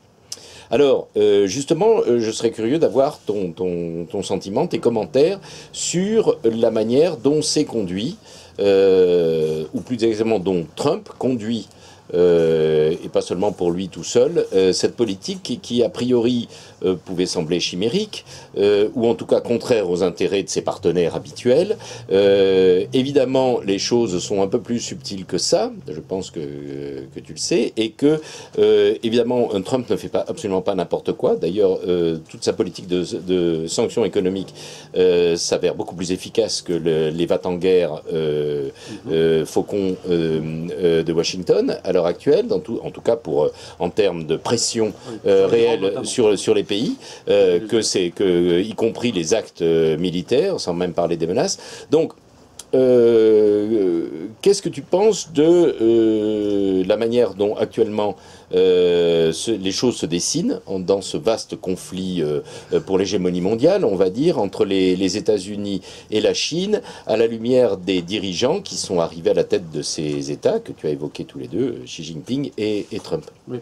Je pense que Trump, qui est un personnage intéressant à analyser, parce qu'il a une complexité fascinante quelque part. Il a un côté gros beauf qui veut se remplir les poches et qui s'est retrouvé président parce qu'il a mené une campagne extrêmement dynamique. Une campagne d'ailleurs en grande partie de gauche. Hein. Populiste, attention. Ouais, mais j'aime pas le terme. Ah oui, bah je sais bien, mais enfin c'est ce qu'on... jamais, parce que pour moi ça va rien dire. C'est celui qui te permettra d'être compris des journalistes qui recenseront évidemment nombreux commentaires. Non, mais j'entends bien ce que tu dis. Je pense qu'en fait, Trump, d'abord, il a un objectif qu'il ne faut jamais perdre de vue, c'est sa réélection. Alors, avec le système du mid-term et la campagne qu'on mène quasiment 1 an avant la fin de l'échéance des 4 ans, les présidents américains sont constamment en campagne. Pour gagner une campagne électorale, Trump, pour obtenir sa réélection, il a 2 cartouches. Une qui est une cartouche sur le plan des relations internationales, on va centrer l'analyse là-dessus. Une cartouche, je dirais, qu'il envoie contre la Chine, hein, et puis une autre contre l'Iran. Alors contre la Chine, parce que, il ne faut pas oublier qu'il a été élu parce qu'une grande partie de l'électorat col bleu. col bleu, ouvrier, employé, etc., ruiné par la mondialisation libérale chère au Clinton, s'est retourné contre les démocrates et a voté pour lui. Parce que lui, il a tenu un discours sur la désindustrialisation, qui est un discours extrêmement pertinent. Hein. Je dirais que l'analyse que Trump a faite du problème américain pendant sa campagne est en grande partie extrêmement pertinent. Ces gens ont voté pour lui, pas seulement par nationalisme, parce que finalement tout le monde est nationaliste aux États-Unis, si j'ai bien compris, mais parce que la mondialisation libérale effrénée a ruiné effectivement le prolétariat américain. Enfin, c'est l'histoire des 3 ouvriers chinois. Bon, il y en a un des 3 ouvriers américains, il y en a un qui a été remplacé par un robot, un autre par un Chinois en Chine, et un troisième qui n'a pas envie de finir comme les 2 premiers. Et celui-là, il a voté Trump. Bon. Donc, critiquer la Chine à tous azimuts, mener une guerre commerciale contre la Chine, pas seulement en parole, parce que s'il le faisait qu'en parole, il ne serait pas crédible. Le faire en acte, c'était pour lui, et c'est toujours, un impératif de survie, sur le plan politique. En même temps, c'est montrer aux Chinois que, certes, ils sont en train de devenir la première puissance économique de la planète, mais que les Américains ne se laisseront pas faire. Bon, c'est effectivement le complexe de la puissance qui était comme ça sur son piédestal, puis qui est en train d'être dépassé, donc qui réagit. Mais finalement, c'est de bonne guerre. Bon. Le problème, c'est jusqu'où ça peut aller. Parce qu'une guerre commerciale, enfin, pas besoin d'être un expert en économie pour comprendre qu'une guerre commerciale, en général, c'est dans le meilleur des cas un jeu à somme nulle, et souvent un jeu à somme négative. C'est-à-dire que ça va nuire aux deux. Et puis ça nuira à la croissance mondiale, et puis de toute façon, ça peut aussi précipiter cette crise financière dont parlent les analystes financiers à l'horizon 2020. Bref, c'est quand même un jeu assez dangereux. Donc je pense qu'il le sait, il sait que c'est dangereux. Tu parlais de son efficacité, moi j'ai lu des chiffres qui sont plus mitigés. Enfin, le déficit commercial américain n'a pas du tout baissé, malgré les mesures prises par Trump. Mais ça, il s'en fout, le déficit commercial américain. Il s'en fout complètement. Voilà. C'est pas le problème, il y a le dollar, donc voilà, sans contrefiche. Tout à fait. Ça fait de toute façon 40 ans qu'ils vivent à C'est pas crédit, un problème, le déficit commercial américain. Je pense qu'ils vont continuer 40 ans de plus. Peut-être qu'il y aura un problème. Donc, il y a ça, et puis la deuxième cartouche, c'est contre l'Iran, mais c'était pas ta question, j'en suis conscient. Et là, il s'agit d'autre chose. Là, il s'agit d'avoir de son côté, comme ça a été le cas en grande partie, mais il voudrait que ça soit définitif, tous les donateurs issus de la communauté juive américaine, qu'il a séduit effectivement dans la dernière ligne droite de la campagne de 2016, notamment lorsqu'il leur a dit « Moi, je transférais l'ambassade américaine à Jérusalem ». Ce qu'aucun président américain n'avait fait, alors même que le Congrès avait voté pour.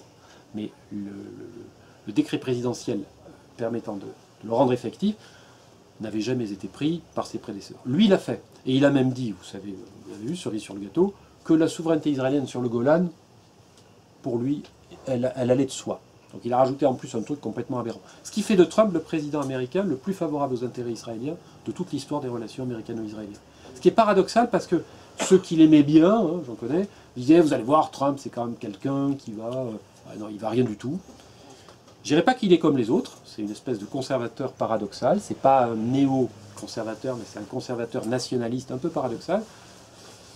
Alors, il y a plusieurs théories, il y a ceux qui te disent il est l'otage de l'État profond et donc il n'a pas les coups des franches, ce qui est en partie vrai, mais il le savait ça avant d'être élu. Enfin, c'est pas à Donald Trump qu'on a appris qu'aux États-Unis, c'était pas le peuple qui décidait, hein, premièrement, ça je pense qu'il le sait, et c'est pas le président non plus. Les États-Unis, c'est une fiction de démocratie qu'on nous présente comme un modèle, enfin de moins en moins d'ailleurs, mais totalement. Ni le peuple ni le président ne décident, c'est l'État profond qui décide. Il faut lire les livres de Peter Dale Scott, hein, qui semble souffre, paraît-il. En tout cas, il a très bien expliqué tout ça. Exemple concret à l'appui, on sait qui décide aux États-Unis. Et c'est entre autres d'ailleurs le lobby pro-israélien, qui est un des éléments essentiels de l'État profond, avec les multinationales de l'armement et la haute finance de Wall Street, qui a mis l'économie mondiale en vrac en 2008, cette même économie américaine, cette même économie mondiale ayant été sauvée dans les années qui ont suivi, par les investissements massifs réalisés par la Chine. Ça, il ne faut pas l'oublier non plus. L'économie mondiale a été sauvée de la catastrophe par une sorte de keynésianisme chinois, et j'ai vu, moi, en janvier, effectivement, les résultats de ces investissements, c'est impressionnant. TGV... 22 000 km de lignes de TGV. L'objectif, c'est 40 000. avec un train là, qu'ils ont expérimenté qui déplace à 602 km/h. Les Chinois sont contents, hein. Pendant les vacances, ils sont tous dans les TGV. Ouais. Donc ils prennent plus l'avion. C'est bien, ils sauvent la planète. Ils sauvent la planète. La Chine pouvait aller partout, il y a des aéroports partout. Ouais.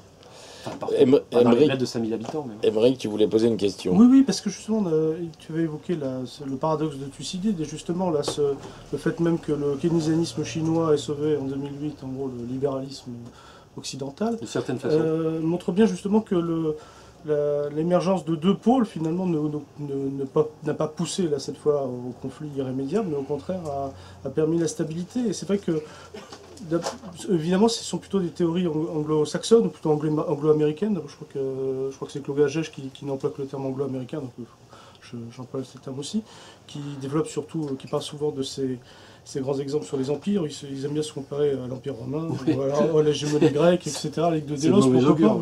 Donc ils ont l'habitude de faire ce type de comparaison, mais comparaison et pas raison. Ça, c'est le côté saxon, justement. Oui, mais justement, ce qui était un petit peu... Oui, c'est vrai. Et ce qui était un petit peu drôle, c'est que la politique anglaise, en Europe, ça a surtout été l'équilibre des puissances. Donc le multipolarisme, ils y avaient intérêt en Europe. Ils ont toujours appuyé cette politique, y compris en tapant sur celui qui émergeait un peu trop... ce fut Napoléon ou Adolf Hitler, etc. Donc, c'est pour ça que la politique de Churchill était intelligente de sa part, parce que contrairement aux théories de l'apaisement qui auraient créé un pôle nazi en Europe, effectivement, l'Angleterre aurait été à terme aussi mangée. Donc, c'est pas simplement pour des idées idéologiques, mais ça poursuit la politique anglaise. Donc voilà, c'est ce multipolarisme, et on peut aussi l'imaginer. Je me demande si ça ne fait pas partie des grandes théories un peu irrationnelles qui nous balancent un peu tous les 10 ou 20 ans à la Brzezinski ou d'autres pour mettre de l'huile sur le feu. Alors je n'aurais peut-être pas tant du livre de Huntington qui effectivement, relu à plusieurs années mettait le doigt sur justement les divergences anthropologiques qui restent, l'émergence d'un monde confucéen. Ça, c'est pas faux. Et c'est vrai que Huntington ne poussait pas forcément à l'affrontement, mais là, cette théorie, mais justement, c'est intéressant de savoir ce que tu en penses maintenant, puisque c'est la théorie à la mode, disons, dans l'impérialisme américain, cette thèse, disons, de l'affrontement obligé, tel de Sparte et la Ligue de Délos, en gros, les États-Unis et la Chine se heurteraient. Alors Graham Allison, dans son livre, dit qu'on peut échapper à ça, que la rivalité elle est systémique, elle est inévitable, que les tensions sont inévitables, mais qu'on peut échapper effectivement à la guerre. Hein, dans une logique impériale. Oui. S'il n'y a pas de logique impériale, évidemment, ce genre de questions ne se pose pas. Oui. Et alors, comme solution, c'est très intéressant d'ailleurs parce que ça illustre un certain nombre de faits récents, il dit non, mais il ne faut surtout pas faire la guerre avec les Chinois. Il dit même dans le bouquin que si on fait la guerre avec les Chinois, on la perd. Il est américain, hein, conseiller de plusieurs présidents. Donc c'est intéressant. Vous avez un analyste américain comme de haut niveau qui dit non, mais surtout pas la guerre avec les Chinois, on va la perdre. Et il parle des missiles hypersoniques. Parce que c'est bien joli d'avoir des porte-avions, mais si l'ennemi éventuel, il a des missiles hypersoniques capables, un one-shot, d'envoyer par le faux en porte-avions, ça va être vite réglé. Bon. Ça n'empêche pas les Chinois d'ailleurs de s'offrir un vrai porte-avions made in China. C'est surtout la stratégie russe, ça. Hein. Oui, mais attention, les Chinois l'ont aussi. Oui. Et ils ont les métaux rares et les terres rares nécessaires à la fabrication de ces trucs-là. Vous savez qu'ils ont 70% en gros des métaux rares et des terres rares, les Chinois, chez eux. Ils en utilisent beaucoup, mais il y en a. Contrairement à ce que cette appellation pourrait laisser suggérer, ils ne sont pas rares du tout. Par contre, c'est disséminé dans la matière, dans le sol. Il faut faire des chantiers gigantesques pour aller le chercher. Voilà. Donc il y en a. Et c'est avec ça qu'on fait les armes. Il dit aussi, bon, puisqu'on ne fait pas la guerre on ne pourra pas faire la guerre avec les Chinois, que sur le plan d'économie, ouais, c'est sûr qu'ils vont nous passer devant, il le dit, hein, mais on va essayer de résister un peu. Il dit non, là par contre on est très bon, c'est le soft power. Et il dit il faut mettre le doigt chez les Chinois sur ce qui fait mal, c'est-à-dire les droits de l'homme. Il faut mener une campagne pour dénoncer les violations des droits de l'homme en Chine, c'est-à-dire en fait, ça veut dire, il faut traduire, foutre la merde chez eux. C'est-à-dire introduire une espèce de virus droit de l'hommiste en Chine qui sème la pagaille, hein, et qui empêche, enfin que la Chine soit comme l'Europe, en gros. Hein, voilà, c'est ça. Un continent divisé, dirigé par des marionnettes, peuplé de feignants. Hein. Non mais, excusez-moi, mais bon, par rapport à des Chinois, nous sommes des feignants. Hein. C'est ça. Alors c'est très intéressant parce que ça explique le matraquage médiatique occidentale sur la question ouïghour, par exemple. Nous ne sommes pas feignants, nous sommes émancipés. Oui, tout à fait. Absolument. Ça explique notamment ça.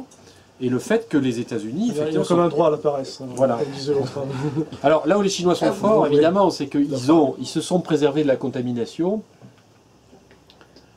en conservant totalement la maîtrise de leur propre réseau de communication, Internet, virtuel et autres. Alors, cela dit, il y a 120 millions de Chinois qui vont en vacances à l'étranger chaque année. 120 millions de Chinois.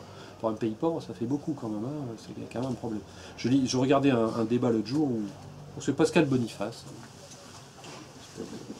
représentant attitré de l'opposition contrôlée, pseudo-rebelle à la noix, qui disait... Gaulo-mitterrandiste. Oui, voilà, c'est ça, Gaulo-mitterrandiste. Vous compris ce que ça veut dire, qui résume tout. Hein. Enfin, qui s'est quand même fait traiter d'antisémite. Oui, alors sur ce plan-là, il a ma sympathie, mais moi aussi j'ai été traité d'antisémite, ça ne me contraint pas à lui dire des conneries. Voilà. Il disait, oui, il faut rappeler quand même que la Chine est un pays pauvre. Ah, moi, personnellement, aujourd'hui, là, au moment où nous parlons, j'ai un doute. Voilà. La Chine est un pays pauvre. C'est quoi un pays pauvre? Le PIB par habitant est inférieur au nôtre? Oui. Mais peut-être que... Enfin, les Chinois eux-mêmes le disent. Mais ils le disent parce que ça les intéresse. Ils disent pas un pays pauvre, ils disent un pays en voie de développement. Bien évidemment, puisque ça leur a permis d'obtenir, dans le cadre de l'OMC, certains aménagements. Ah non, les Chinois, ils jouent sur tous les tableaux, ils sont malins, hein. Ils jouent aux pays pauvres quand ça les arrange, et puis en fait, ils savent bien qu'ils sont en train d'en sortir de cette pauvreté. Vous voyez? Donc ça, c'est intéressant. Je ne sais plus si j'ai répondu à la question, j'ai oublié la question. Monsieur, approchez s'il vous plaît. Ok. D'abord, merci à vous et à mon... Approchez. On vous entendrait pas sans ça. Ça me gêne. Je vous en prie. Je vous vois en chair et en os. Normalement, je vous suis à lui, en repostant tous vos articles, etc. Donc, merci à Dominique et vous. Voilà, je voulais parler d'un événement. Il y a un politologue russe qui s'appelle Alexandre Kaldey. C'est son article que je voulais laisser. C'est en russe? C'est tout à fait. Mais avec, alors, je vais dire. Et donc, il disait que la prestation de M. Poutine lors du forum le 7 juin qui était à Saint-Pétersbourg, elle était extrêmement importante et il le comparait avec son discours à Munich qu'il y a eu le temps, il y a 12 ans. En fait, il s'agit de la Chine, de la Russie et de nous, de l'Europe, de la France, de tout le monde. Et au fait, je voulais savoir, vous l'avez lu, non? J'ai lu à l'époque, enfin je l'ai lu quand c'est sorti, c'était un discours très pro-chinois, si je me souviens bien. Monsieur de Poutine. Ah, Poutine, oui. Il a parlé de la Russie et de la Chine, et il a dit tout le bien qu'il pensait de l'alliance entre la Russie et la Chine, qu'ils allaient intensifier leur coopération. Enfin, j'ai pris un anti-sèche là, ça doit être là. Poutine a annoncé pour la première fois au monde que la Russie ne reconnaît plus le système établi de domination mondiale des États-Unis. Qui plus est, la Russie lance un défi total à ce système et s'unit à la Chine et au reste du monde dans cette confrontation, ou plus précisément de ces partis, etc., etc. Ici, il remarque qu'il y a une différence. Ne pas reconnaître de facto, reconnaître de juré, et arrêter de reconnaître de juré, puis annoncer ouvertement qu'il y a désormais... Excusez-moi, monsieur, est-ce que je peux vous... Le principe, c'est qu'on pose des questions. D'accord. Les questions voilà. et les suivantes. Aussi claires et brèves que possible. Je vous la laisse. lire avec intérêt. Voilà. Oui. Les questions, et surtout, il parle de la lutte entre les États-Unis et la Russie, la Chine et l'Inde pour l'Europe. Il dit que le principal... le défi majeur de ce que c'est justement de reprendre l'Europe vers la Russie, d'essayer de la... Il parle, ça je l'ai entendu, d'essayer de la tirer vers la Russie et de prouver que tout l'intérêt de l'Europe, de la France en particulier, c'est justement d'être allié de la Russie. De l'Atlantique à l'Oural, disait le général. Mais bien sûr. Et même au-delà, puisque jusqu'à Vladivostok. Je le connais par cœur. Voilà, donc, à votre avis, il exagère, ce monsieur Kaldey, ou... Parce que c'est vraiment un discours très...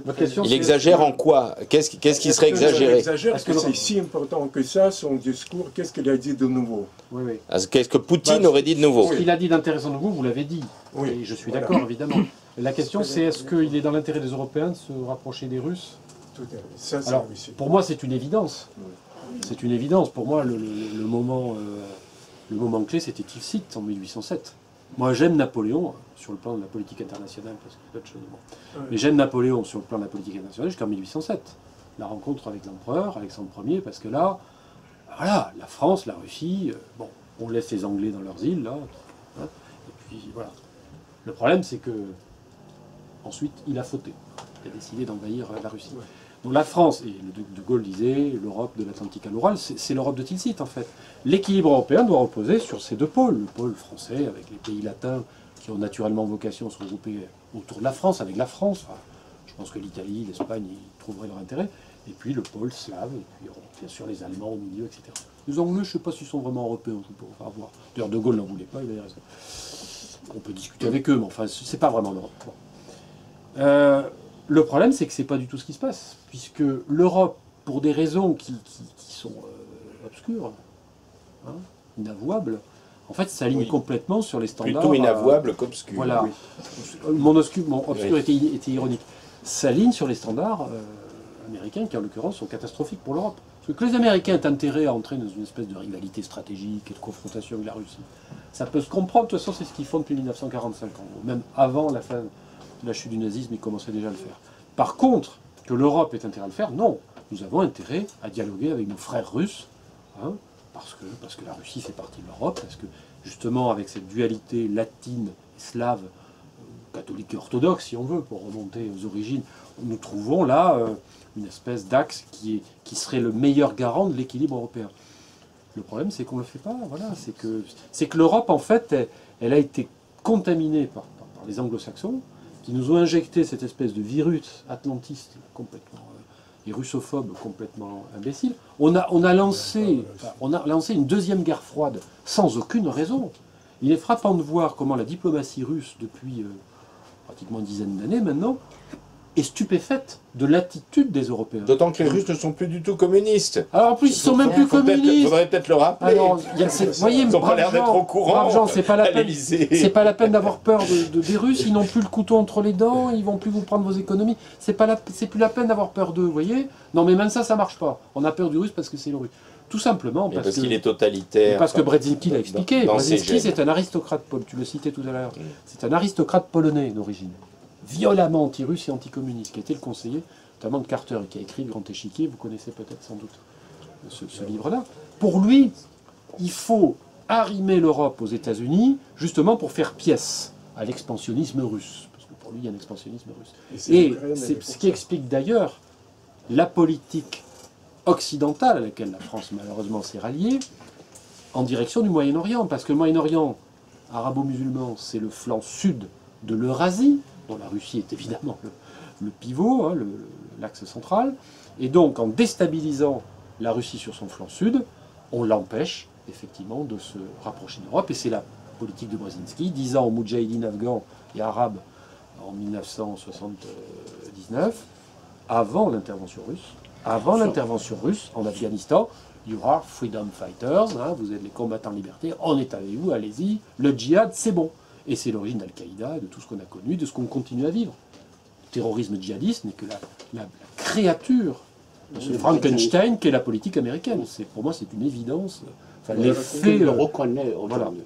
Voilà. Que de nombreux dirigeants américains ont d'ailleurs reconnu, Clinton la première. Brzezinski lui-même. Lui, il l'a fait. Brzezinski, il n'a pas eu besoin de le reconnaître. Il a écrit un livre où il explique tout. Qu'il faut le faire. Il a dit c'est ce qu'il faut faire. Donc, non, ça c'est assez simple. Bon, une dernière question, parce que le temps file, et après on va peut-être bientôt conclure, pour laisser le temps à une collation. À 21h. Oui, non, mais tu auras le temps comme ça de conclure longuement. Bien, merci, ça fait plaisir de vous voir physiquement, comme disait Gilles, je vous suis un peu. Ma question est un peu plus globale en fait. Je voulais juste savoir si, en fait, l'état du monde aujourd'hui est un peu le résultat d'un processus impulsé par ce qu'on appelle couramment l'Occident. À quel moment vous situez le début de cette impulsion? Est-ce que vous allez jusqu'aux croisades? Et si oui, est-ce que c'est à ce moment-là que vous situez le début de ce mouvement? Je ne sais pas si je me trompe, mais je crois qu'il y a un texte de Lénine sur l'impérialisme. Alors je ne sais pas si c'est dans l'impérialisme, statut suprême du capitalisme, dans une de ses nombreuses lettres, articles qu'il écrivait, où il parle des croisades. Il dit, bon, mais moi l'impérialisme dont je parle, c'est l'impérialisme contemporain, mais bien sûr, ça remonte très loin. Oui, c'est une forme d'impérialisme. Ce qui montre d'ailleurs que l'impérialisme a précédé le capitalisme. Mais y a-t-il une continuité? C'est ça ma question. Alors, là, je ne suis pas sûr, par contre. J'en suis pas sûr. Parce que ce n'est pas le même système anthropologique. Les raisons pour lesquelles les croisades ont eu lieu ne sont pas du tout de même nature que celles pour lesquelles l'impérialisme, aujourd'hui, contemporain, se déchaîne. Ah ben, de ce point de vue, il y a un point commun. Parce que l'expansion arabo-musulmane a aussi existé. Et dans l'esprit des croisés, c'était une reconquête. Il ne faut pas l'oublier. Hein, voilà. Les Seljoukides, c'était bien sûr. L'expansion, c'est contre eux qu'il y a contre les tout à fait. Donc, il faut choisir. Après, dans l'imaginaire de l'impérialisme occidental, il y a certainement quelque chose qui renvoie aux croisades. Mais c'est dans l'imaginaire, vous voyez. Je pense que... Bon, alors, il y a des questions, mais... je vais répondre de manière plus précise. Je pense que l'impérialisme occidental, principalement américain, mais aussi avec ces micro-impérialismes que sont devenus les impérialismes français ou britanniques, qui ont été de grands impérialismes, hein, ils remontent en fait, à la Renaissance, aux grandes découvertes, et notamment la découverte de l'Amérique. Ça a commencé comme ça. C'est d'abord les Espagnols et les Portugais. Enfin, vous connaissez les écrits de Brodel là-dessus. Espèce de chronologie qui fait de l'expansion européenne avec la constitution d'une économie monde, c'est-à-dire une économie qui règne sur le monde, avec chaque fois un centre et une périphérie, idée que Samir Amin d'ailleurs a reprise à sa façon en termes marxistes. Mais Brodel, qui est aussi du Marx, dit il y a d'abord les Espagnols et les Portugais, puis la Hollande. La Hollande au XVIIe siècle, pendant un demi-siècle, c'est la puissance impérialiste dominante. Les Hollandais, hein. Puis les Anglais, qui ont fini par tourner le coup aux Hollandais, puis les Français en rivalité avec les Anglais, puis la défaite napoléonienne a scellé le sort de l'impérialisme français, enfin, pour une grande part, même s'il a rebondi après, pour des raisons humanitaires, sous la Troisième République. Hein. La Troisième République a colonisé au nom des droits de l'homme, il ne faut pas l'oublier. Mais, vous voyez, elle est là l'origine, je pense. Les croisades, c'est autre chose. C'est l'Europe du Moyen-Âge, on est dans un autre monde, un autre système anthropologique. Parce qu'on retrouve à chaque fois, en fait, in fine, la quintessence du problème qui est finalement la Palestine, en fait. Alors c'est vrai, c'est vrai. Vous arrivez à dire finalement, Trump, tout au bout du bout, oui. Il a dit vous avez raison, pas comme les autres. C'est vrai, oui, il y a cette espèce de chevauchement de l'histoire qui est extraordinaire. Cela dit, l'impérialisme, bon, moi je fais partie des gens qui pensent que la question palestinienne est centrale, mais l'impérialisme préexistait, l'impérialisme occidental préexistait à la question palestinienne, et même n'est pas à l'origine centré sur le Moyen-Orient. Si je peux me permettre, il y a peut-être une confusion qui est faite couramment et depuis longtemps entre colonialisme et impérialisme. Oui, bien sûr. Ces deux notions qui sont connexes et qui se rejoignent assez souvent, mais qui sont quand même bien distinctes. Et notamment à propos de la Palestine, c'est important de faire le distinguo. Enfin, dans ce cas-là, d'ailleurs, il y a une convergence entre les deux. Parce que le colonialisme israélien a pour principal appui l'impérialisme américain. Sobri voulait ajouter quelque chose. Par rapport à l'indépendance énergétique de la Chine. Est-ce que l'économie chinoise est dépendante de pétrole? Bien sûr, elle dépend des autres. Et donc, le fait qu'elle soit dépendante de pétrole, l'embargo actuellement sur l'Iran, ça suppose que la Chine doit ou bien modifier son attitude, s'opposer à l'embargo, éventuellement un affrontement, puisque ça va de son propre intérêt. Ou alors de laisser faire les Américains.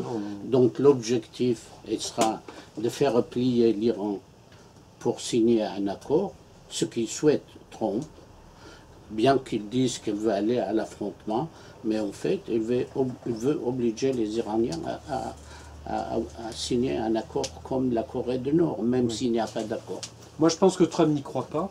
C'est simplement un argument vis-à-vis des Européens pour leur faire croire, et Macron a un peu joué le jeu. Bon. Il a joué le rôle ancillaire qui est le sien habituellement, donc c'est normal. Mais Trump ne croit pas sérieusement que les Iraniens vont accepter de se mettre autour de la table parce qu'on leur inflige des sanctions supplémentaires. Les Iraniens ont envoyé paître immédiatement les Européens, hein, qui se faisaient les petits messagers de Trump pour dire « ouais, non, mais quand même, faites un effort ». Tout simplement parce que rappelez-vous, lors de la visite de Macron à la Maison-Blanche, Macron lui-même, j'ai fait un petit papier là-dessus d'ailleurs à l'époque, avait dit « ouais, non, mais vous allez voir, c'est une initiative française, nous allons renégocier le traité ».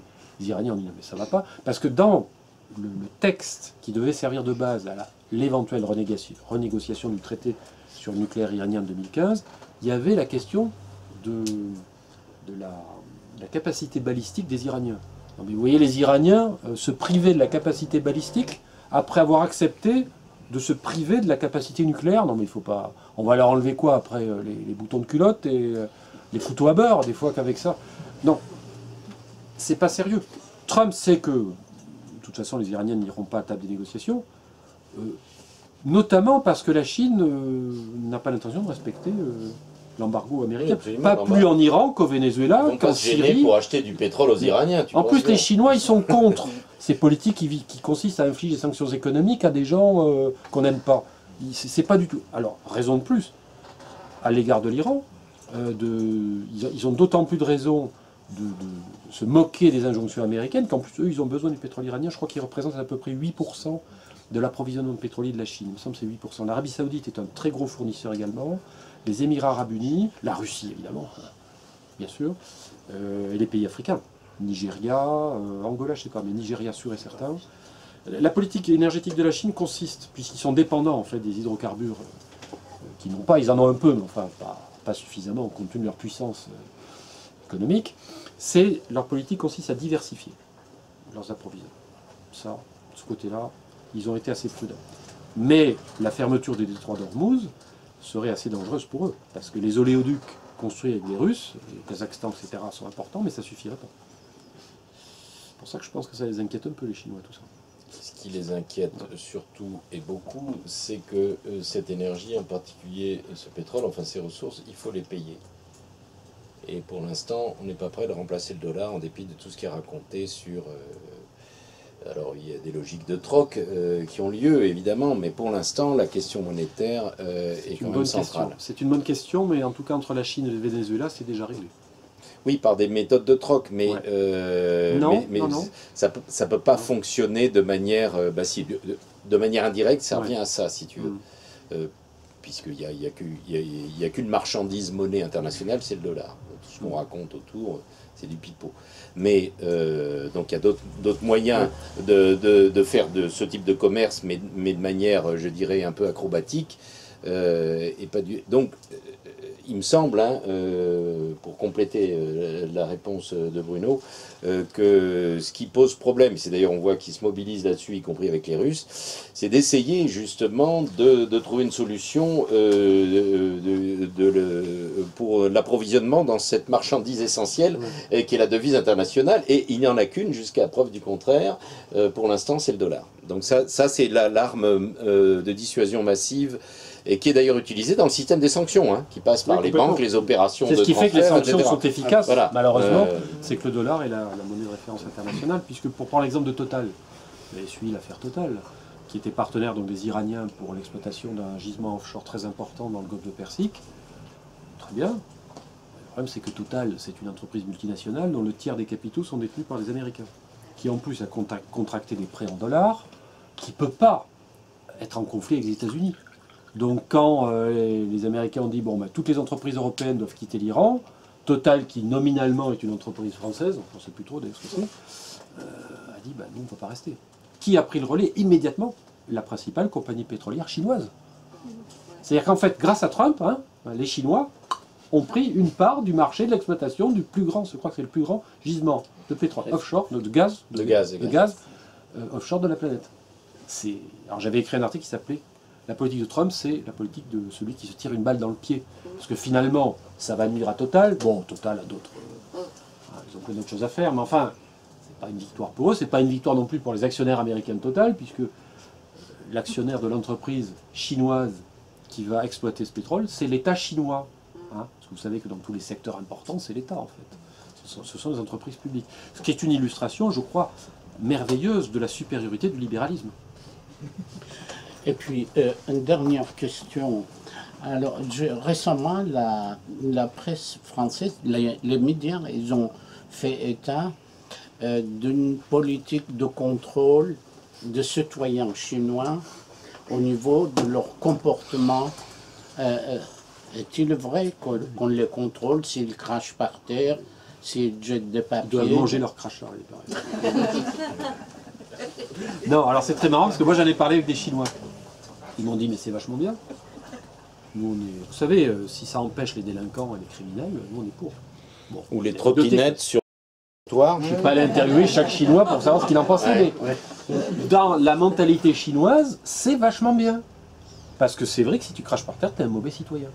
Bah, quand vous êtes éduqué dans un système éducatif, vous travaillez 50 heures par semaine en uniforme, avec des profs qui sont sous la tutelle d'un proviseur qui tremble comme ça, comme une feuille quand il entre dans la classe et qui a marqué partout, soit civilisé. Tu n'aimes pas les gens qui ne paient pas leur ticket de métro. D'ailleurs, c'est impossible de ne pas payer son ticket de métro en Chine. Jamais vu un métro aussi propre. C'est très disciplinaire là-bas. Aussi efficace, totalitaire, aussi ponctuel. Totalitaire. Mais, ça vient au niveau de l'éducation. Moi je trouve ça très bien, hein, mais ça chacun son avis, moi je trouve ça très bien. Moi je préfère prendre le métro à Canton qu'à Paris, je suis désolé. Déjà j'ai pas vu de mendiant, alors que là à Panarrivé j'avais une sirène. Le vivre ensemble semble fonctionner un petit peu mieux pour l'instant que chez nous. Ah, la coexistence précède l'existence, ouais. C'est clair. Non mais c'est ça, je crois que tant qu'on n'a pas compris ça, moi je suis prof de philo, une de mes leçons à mes élèves réunionnais, ça sera la coexistence précède l'existence. Alors vous allez noter le nom du philosophe chinois, sinon ils vont l'écrire, l'orthographier n'importe. Je l'écrirai au tableau, je dis voilà, on va étudier ça. Ça ne sera pas ça. Foucault disait déjà ça, ça donnait le code précède l'être. Oui, bah c'est exactement ça. Et ça passe par le langage. Et c'est là qu'on pourrait disserter à l'infini sur la langue chinoise, parce que justement c'est 10 ans, hein, l'écolier chinois, il trime comme un malade pendant 10 ans pour apprendre les 2000 caractères indispensables. Et en même temps, ils apprennent l'alphabet latin et ils font de l'anglais maintenant. C'est hallucinant, c'est hallucinant. L'effort que fait le chinois pour être un chinois, en fait. C'est ça qui est impressionnant. La différence, en fait, de l'éducation française d'aujourd'hui, l'éducation dans les pays asiatiques, parce que même la Corée, par exemple, moi j'ai eu la chance d'être avec une équipe de films coréenne, et le respect qu'ils ont, c'est extraordinaire. C'est-à-dire que ce soit même des comédiens, des figurants, quel que soit en France, un figurant, par exemple, il est, voilà, je m'excuse du mot, c'est de la merde. Les Coréens, ils ne font pas de distinction, ils traitent tout le monde de la même manière. Oui. Et ils sont polis, s'il vous plaît, merci, machin, voilà. Et la différence, elle est là, c'est des gens qui sont bien élevés. Voilà, alors il y a aussi des crapuleux. On m'a raconté quand j'étais dans un village qu'il y avait un type qui avait... c'était un membre éloigné de la famille dans laquelle j'étais. Il a fait un truc qui est abominable. Il a téléchargé des films porno et il les a vendus. Un an ferme. Vous voyez les criminels, ce qu'on leur fait là-bas? Un an de prison ferme pour avoir téléchargé des films cul et les avoir vendus. Alors, vous comprenez qu'une société comme ça, alors on pourrait parler de la peine de mort, des camps de travail. C'est surtout fait prendre. Oui, c'est surtout fait prendre. Alors voilà. Mais, alors pour répondre à ta question, parce qu'elle est vachement intéressante, le fait que l'État, qui est dépositaire des intérêts du peuple chinois, sous la direction éclairée de son parti communiste depuis 1949, que cet État contrôle l'activité des citoyens, c'est bien. Voilà. C'est tout. Une fois qu'on a compris ça, le reste en règle. Alors, il y a des côtés ridicules dans cette histoire.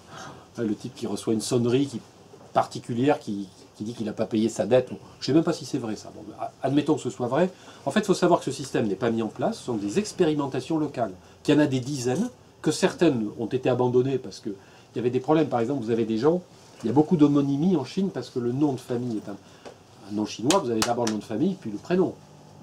Le nom de famille est plus important que le prénom. La communauté à laquelle on appartient, la communauté humaine d'où l'on vient, elle est plus importante que sa propre personnalité. Et donc il y a énormément de... Vous avez des villages entiers, des villes entières, tout le monde s'appelle Wang. Ça veut dire roi d'ailleurs. Bon, ils sont tous rois, c'est comme ça. Donc il y a beaucoup d'homonymie. Alors ils ont essayé de contrecarrer, de régler ce problème avec la reconnaissance faciale. Mais la reconnaissance faciale, le gars il met des lunettes, il ne les met pas, il s'est mal rasé. Bon, voilà. Alors ils ont arrêté. Donc ils sont en train d'expérimenter effectivement un système dans lequel on tient compte de l'attitude de l'individu pour lui octroyer certains avantages ou pas. Mais qu'est-ce qui se passe chez nous? C'est pas pareil. Si je paie pas, je rembourse pas mes traites, là, pour mon prêt immobilier, on va m'accorder un prêt après. Enfin, je veux dire, franchement... Alors c'est vrai que nous, ça nous choque parce que... C'est comme, vous voyez, dans la lutte contre la pauvreté, le fait que le nom du pauvre soit marqué. Avec le nom du fonctionnaire. C'est choquant pour nous. Pour les Chinois, c'est bien. Parce qu'au moins, on sait ce que fait chacun. Et puis quand on va évaluer le travail, ça sera public. Parce qu'ils mettent le résultat en plus. C'est une autre mentalité, je suis des différences anthropologiques. Voilà, c'est tout. Il n'y a pas d'autre réponse que ça, à mon avis. Après, on peut discuter. Il y avait une phrase tout à l'heure qui disait justement précédente, enfin, ils existent avant. La coexistence précède l'existence. C'est bien ça. Émeric. Voilà, mes parents existaient avant moi, les grands-parents de mes parents. Il faut se rappeler que la religion chinoise, la seule religion chinoise qu'on appelle le taoïsme, c'est en fait la religion des ancêtres. Et vous avez, dans les villages, vous avez des petites chapelles avec des statues de divinités qui sont faites des ancêtres divinisés, peintes partout. Moi, je suis allé dans un monastère taoïste, les types, ils sont là, quand il y a un examen à passer. Non, mais la religion existe, elle est tolérée, elle est même encadrée, c'est-à-dire qu'en fait, elle est parfaitement admise par le pouvoir. Le pouvoir ne réprime pas du tout la religion. Il y a des sectes aussi. Il y a des gens qui ont joué avec le feu. Non, mais c'est vrai que tu avais parlé comme d'une dialectique entre le poussé de l'individualisme et ce système anthropologique. Et je crois qu'il faut aussi voir plusieurs dialectiques à l'œuvre. Il y a celle-ci dont tu parles, et puis il y en a une avec aussi le marxisme, parce que ne serait-ce que le royaume de la liberté, le royaume des nécessités qui passe par la réduction du temps de travail, c'est quand même dans le capital. Donc il y a bien un idéogramme chinois avec un homme à côté d'un arbre, ça veut dire se reposer. Ils ont aussi le droit à la paresse, hein, comme disait Lafargue. Et il y a aussi peut-être cette dialectique qui passe aussi par une critique de Confucius, peut-être pas comme on disait au temps de la Révolution culturelle, ça c'est Pilin Picon, comme il disait, contre Lin Piao, contre Confucius, mais ils avaient aussi pointé les 4 vieilleries, etc. C'est ce qui pesait. Je sais que c'est un peu le fond de commerce d'Emmanuel Todd de toujours parler des fonds anthropologiques, et pour lui ça veut dire qu'il n'y a même pas de passage au socialisme possible dans certains pays, parce que tout ça... Enfin, ce qu'il ne comprend pas, c'est que simplement si on passe au socialisme, ça aura d'autres caractéristiques, hein, y compris pour la France, effectivement. La France n'est pas la Russie, n'a pas ce même système-là. Je ferme ma parenthèse, mais je pense que tu as tout à fait raison de pointer ce point anthropologique, cette réalité qui n'a pas que des désavantages, parce qu'en même temps elle a une forte capacité d'unification, et peut-être qu'elle a sauvé la Chine de l'effondrement au moment depuis 200 ans, peut-être que c'est ça aussi qui... Il y a aussi l'unité linguistique, il y a aussi le marxisme. Ah oui, non pas orale, puisque chaque Chinois parle son dialecte, mais l'unité linguistique liée aux caractères chinois qui sont les mêmes pour tout le monde. Ça, c'est unique. Exactement. Et à penser à la façon dont la France s'est unifiée sur le plan linguistique. Moi, je suis issu du sud de la France. Au début du siècle, du XXe siècle, le gamin qui parlait patois, comme on dit, c'est occitan, une langue plus vieille que le français, il se prenait des taloches. Le maître, arrête de parler ce patagouin, poum poum, de tard, tu vas parler français. Les Chinois, ils parlent leur dialecte, il n'y a aucun problème, mais ils ont une culture écrite commune. Ce qui fait que si vous savez dire 3 trucs en mandarin, tout le monde va vous comprendre. Jaurès, ça va un plan pour développer l'occitan, pour dire comme ça permettra de mieux comprendre les langues latines, mais il n'a pas été écouté. Comme dans beaucoup de domaines, il n'a pas été écouté, le pauvre. Mais enfin, quand je parle de différences anthropologiques, je ne sais pas si... Je ne pense pas que Todd en parle de cette façon. Je veux dire par là qu'il y a un imaginaire social. Un imaginaire social, voilà, collectif, qui n'est pas le même, effectivement, c'est très clair. D'ailleurs, les gens qui ont réfléchi philosophiquement à la pensée chinoise le disent beaucoup mieux que moi, et ils sont plus compétents. Et ça, si on n'en tient pas compte, si on transpose nos propres grilles de lecture sur ce pays, on ne comprend rien. Alors comme en plus, les médias aux ordres en Occident le font pour des raisons qui n'ont pas du tout, qui n'ont rien de scientifique, mais qui sont bassement politiques, c'est la catastrophe. Puisque, voilà. Alors, comme là, vraiment, le temps a filé, qu'il ne nous reste plus qu'une petite dizaine de minutes, je te propose de conclure, mais pour orienter cette conclusion, puisqu'il a avant tout été question de la Chine et de certains aspects qu'on peut considérer comme exemplaires, ou en tout cas fort instructifs, quelle est la leçon que nous autres, non pas seulement occidentaux, européens, mais français, nous pouvons tirer de cette leçon chinoise ? Je ne sais pas s'il faut parler de leçon chinoise et d'exemplarité. Parce que comme je l'ai dit tout à l'heure, pour moi, il n'y a pas de modèle qui soit universellement valable. Bon, il y a des constantes anthropologiques, En tant qu'êtres humains, nous partageons effectivement un certain nombre de choses, c'est évident. D'ailleurs, une réalité biologique, déjà à la base. On a le même équipement neurologique, a priori, il n'y a pas de raison qu'on ne puisse pas faire la même chose. Mais l'histoire des peuples qui les a différenciés, c'est une très bonne chose. Je crois que la diversité culturelle est aussi importante que la biodiversité, a fait que nous sommes dotés de systèmes anthropologiques qui ne sont pas les mêmes et qu'il n'y a aucune raison qu'ils se copient les uns les autres au point d'abolir cette diversité qui est une bonne chose, qui doit être vécue positivement.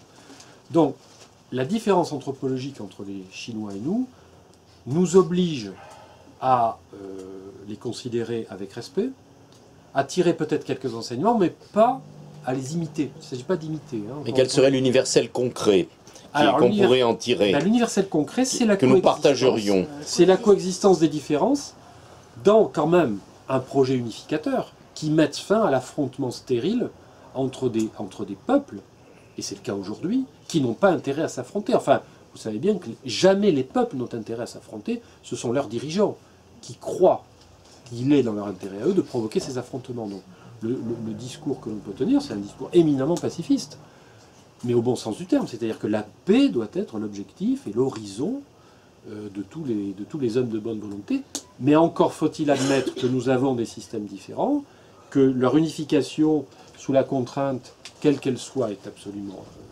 inadmissible, inconcevable, et qu'il faut l'empêcher. Et il me semble qu'aujourd'hui, le rôle que joue la Chine dans l'espace commun de l'humanité est plutôt positif. Si toutes les nations dotées d'une certaine puissance se comportaient internationalement comme la Chine se comporte aujourd'hui, le monde serait davantage en paix. Enfin, c'est évident. Un pays qui fait la guerre à personne depuis 40 ans, bon, qui l'a fait un peu pourrir en 79, qui avait un petit compte à régler en 62 avec l'Inde, bon, depuis 1945, ce sont les seules guerres qu'a fait la Chine. À part la Corée, évidemment, J'allais te le dire. mais qui est vraiment, bon, un cas particulier. Enfin, quand on regarde le bilan, en plus ce sont des guerres qui se sont déroulées dans l'environnement immédiat de la Chine, de courte durée, à part peut-être la Corée, enfin ça n'a pas duré 10 ans non plus. Les Américains, ils sont en Afghanistan depuis 18 ans. C'est hallucinant. Depuis 18 ans. Qu'est-ce qu'ils font? Ils vont y rester 20 ans de plus là-bas. Donc, c'est-à-dire... On ira depuis 16 ans. Absolument. Quand on parle de système d'anthropologie, c'est ça aussi. C'est très concret. C'est très concret. Il y a des États qui sont dirigés ou manipulés par des gens qui ont intérêt à ce que les peuples s'affrontent pour des causes obscures et absurdes. Et il y a des États dont les dirigeants manifestement ont décidé qu'il fallait en finir avec ça. Ben, je me sens plus près de ceux qui ont décidé qu'il fallait en finir, et non effectivement des États-nations qui aujourd'hui militent pour un monde multipolaire, pacifié, où chacun défende ses intérêts, si possible, par la discussion, la persuasion, le commerce, voilà. Pour moi, c'est bien. Merci. Il y a peut-être des questions que vous avez envie de poser. On va prendre un petit quart d'heure pour dédicacer, etc. Mais on va mettre un terme à la conférence. Une toute dernière question, alors. Je voulais savoir qu'est-ce qui, à votre avis, a fonctionné pour la Chine et n'a pas fonctionné pour la Russie. Ouais. Alors, votre question porte sur le bilan des deux socialismes, oui, ou de ce qui se passe depuis... Sur les deux. Ouais, c'est une question importante. Oui. Alors, oui, là, ça va, tu as que 5 minutes en plus. Ouais. Donc, ça va être difficile, mais enfin bon. C'est très compliqué parce que déjà, sur le bilan du socialisme soviétique, il y aurait tellement de choses à dire et c'est tellement complexe. Moi, ce qui me frappe quand même, si vous voulez, c'est que la chute de l'Union soviétique a été provoquée par ses propres dirigeants. Alors, on nous prophétisait dans l'idéologie antitotalitaire à la mode dans les années 80 oui, une espèce de collapsus final épouvantable. L'abominable régime totalitaire allait tuer des milliers de gens pour ses dirigeants s'accrochant au pouvoir. Pas du tout. Gorbatchev était un liquidateur. C'est pas présenté comme ça. C'est un réformateur qui s'est transformé en liquidateur. Chez les Chinois, pas du tout. Les réformateurs sont restés des réformateurs. Et on maintient quand même un certain nombre de paramètres fondamentaux de notre système, même si on fait effectivement dans certains domaines un virage à 90 degrés et même peut-être à 180 degrés dans certains domaines. Du coup, ils ont réussi ce que les soviétiques n'ont peut-être n'ont pas réussi. Et je prendrai un seul exemple, c'est l'agriculture.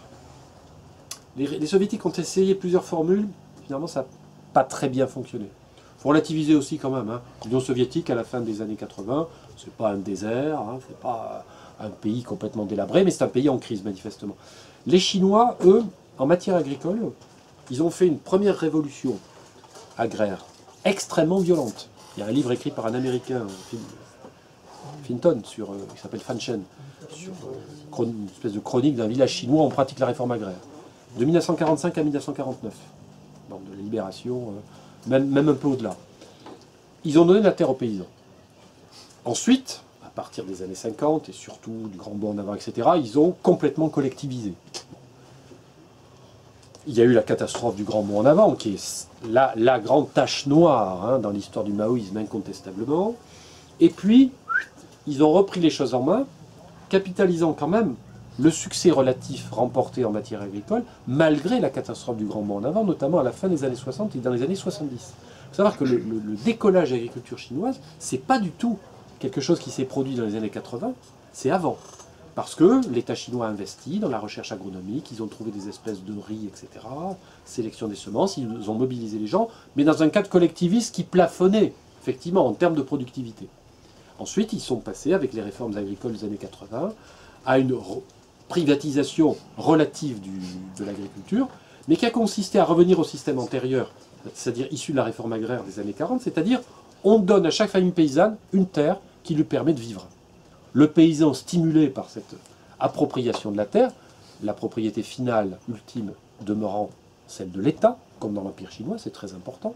Il n'y a pas véritablement de propriété foncière en Chine, il y a un bail de 30 ans, consenti par l'État, une famille paysanne, pour qu'elle produise. Alors au départ, elle devait produire tel ou tel truc, puis ensuite on leur dit, bon, produisez ce que vous voulez, du moment qu'effectivement ça permet de satisfaire les besoins. Et c'est le système actuel.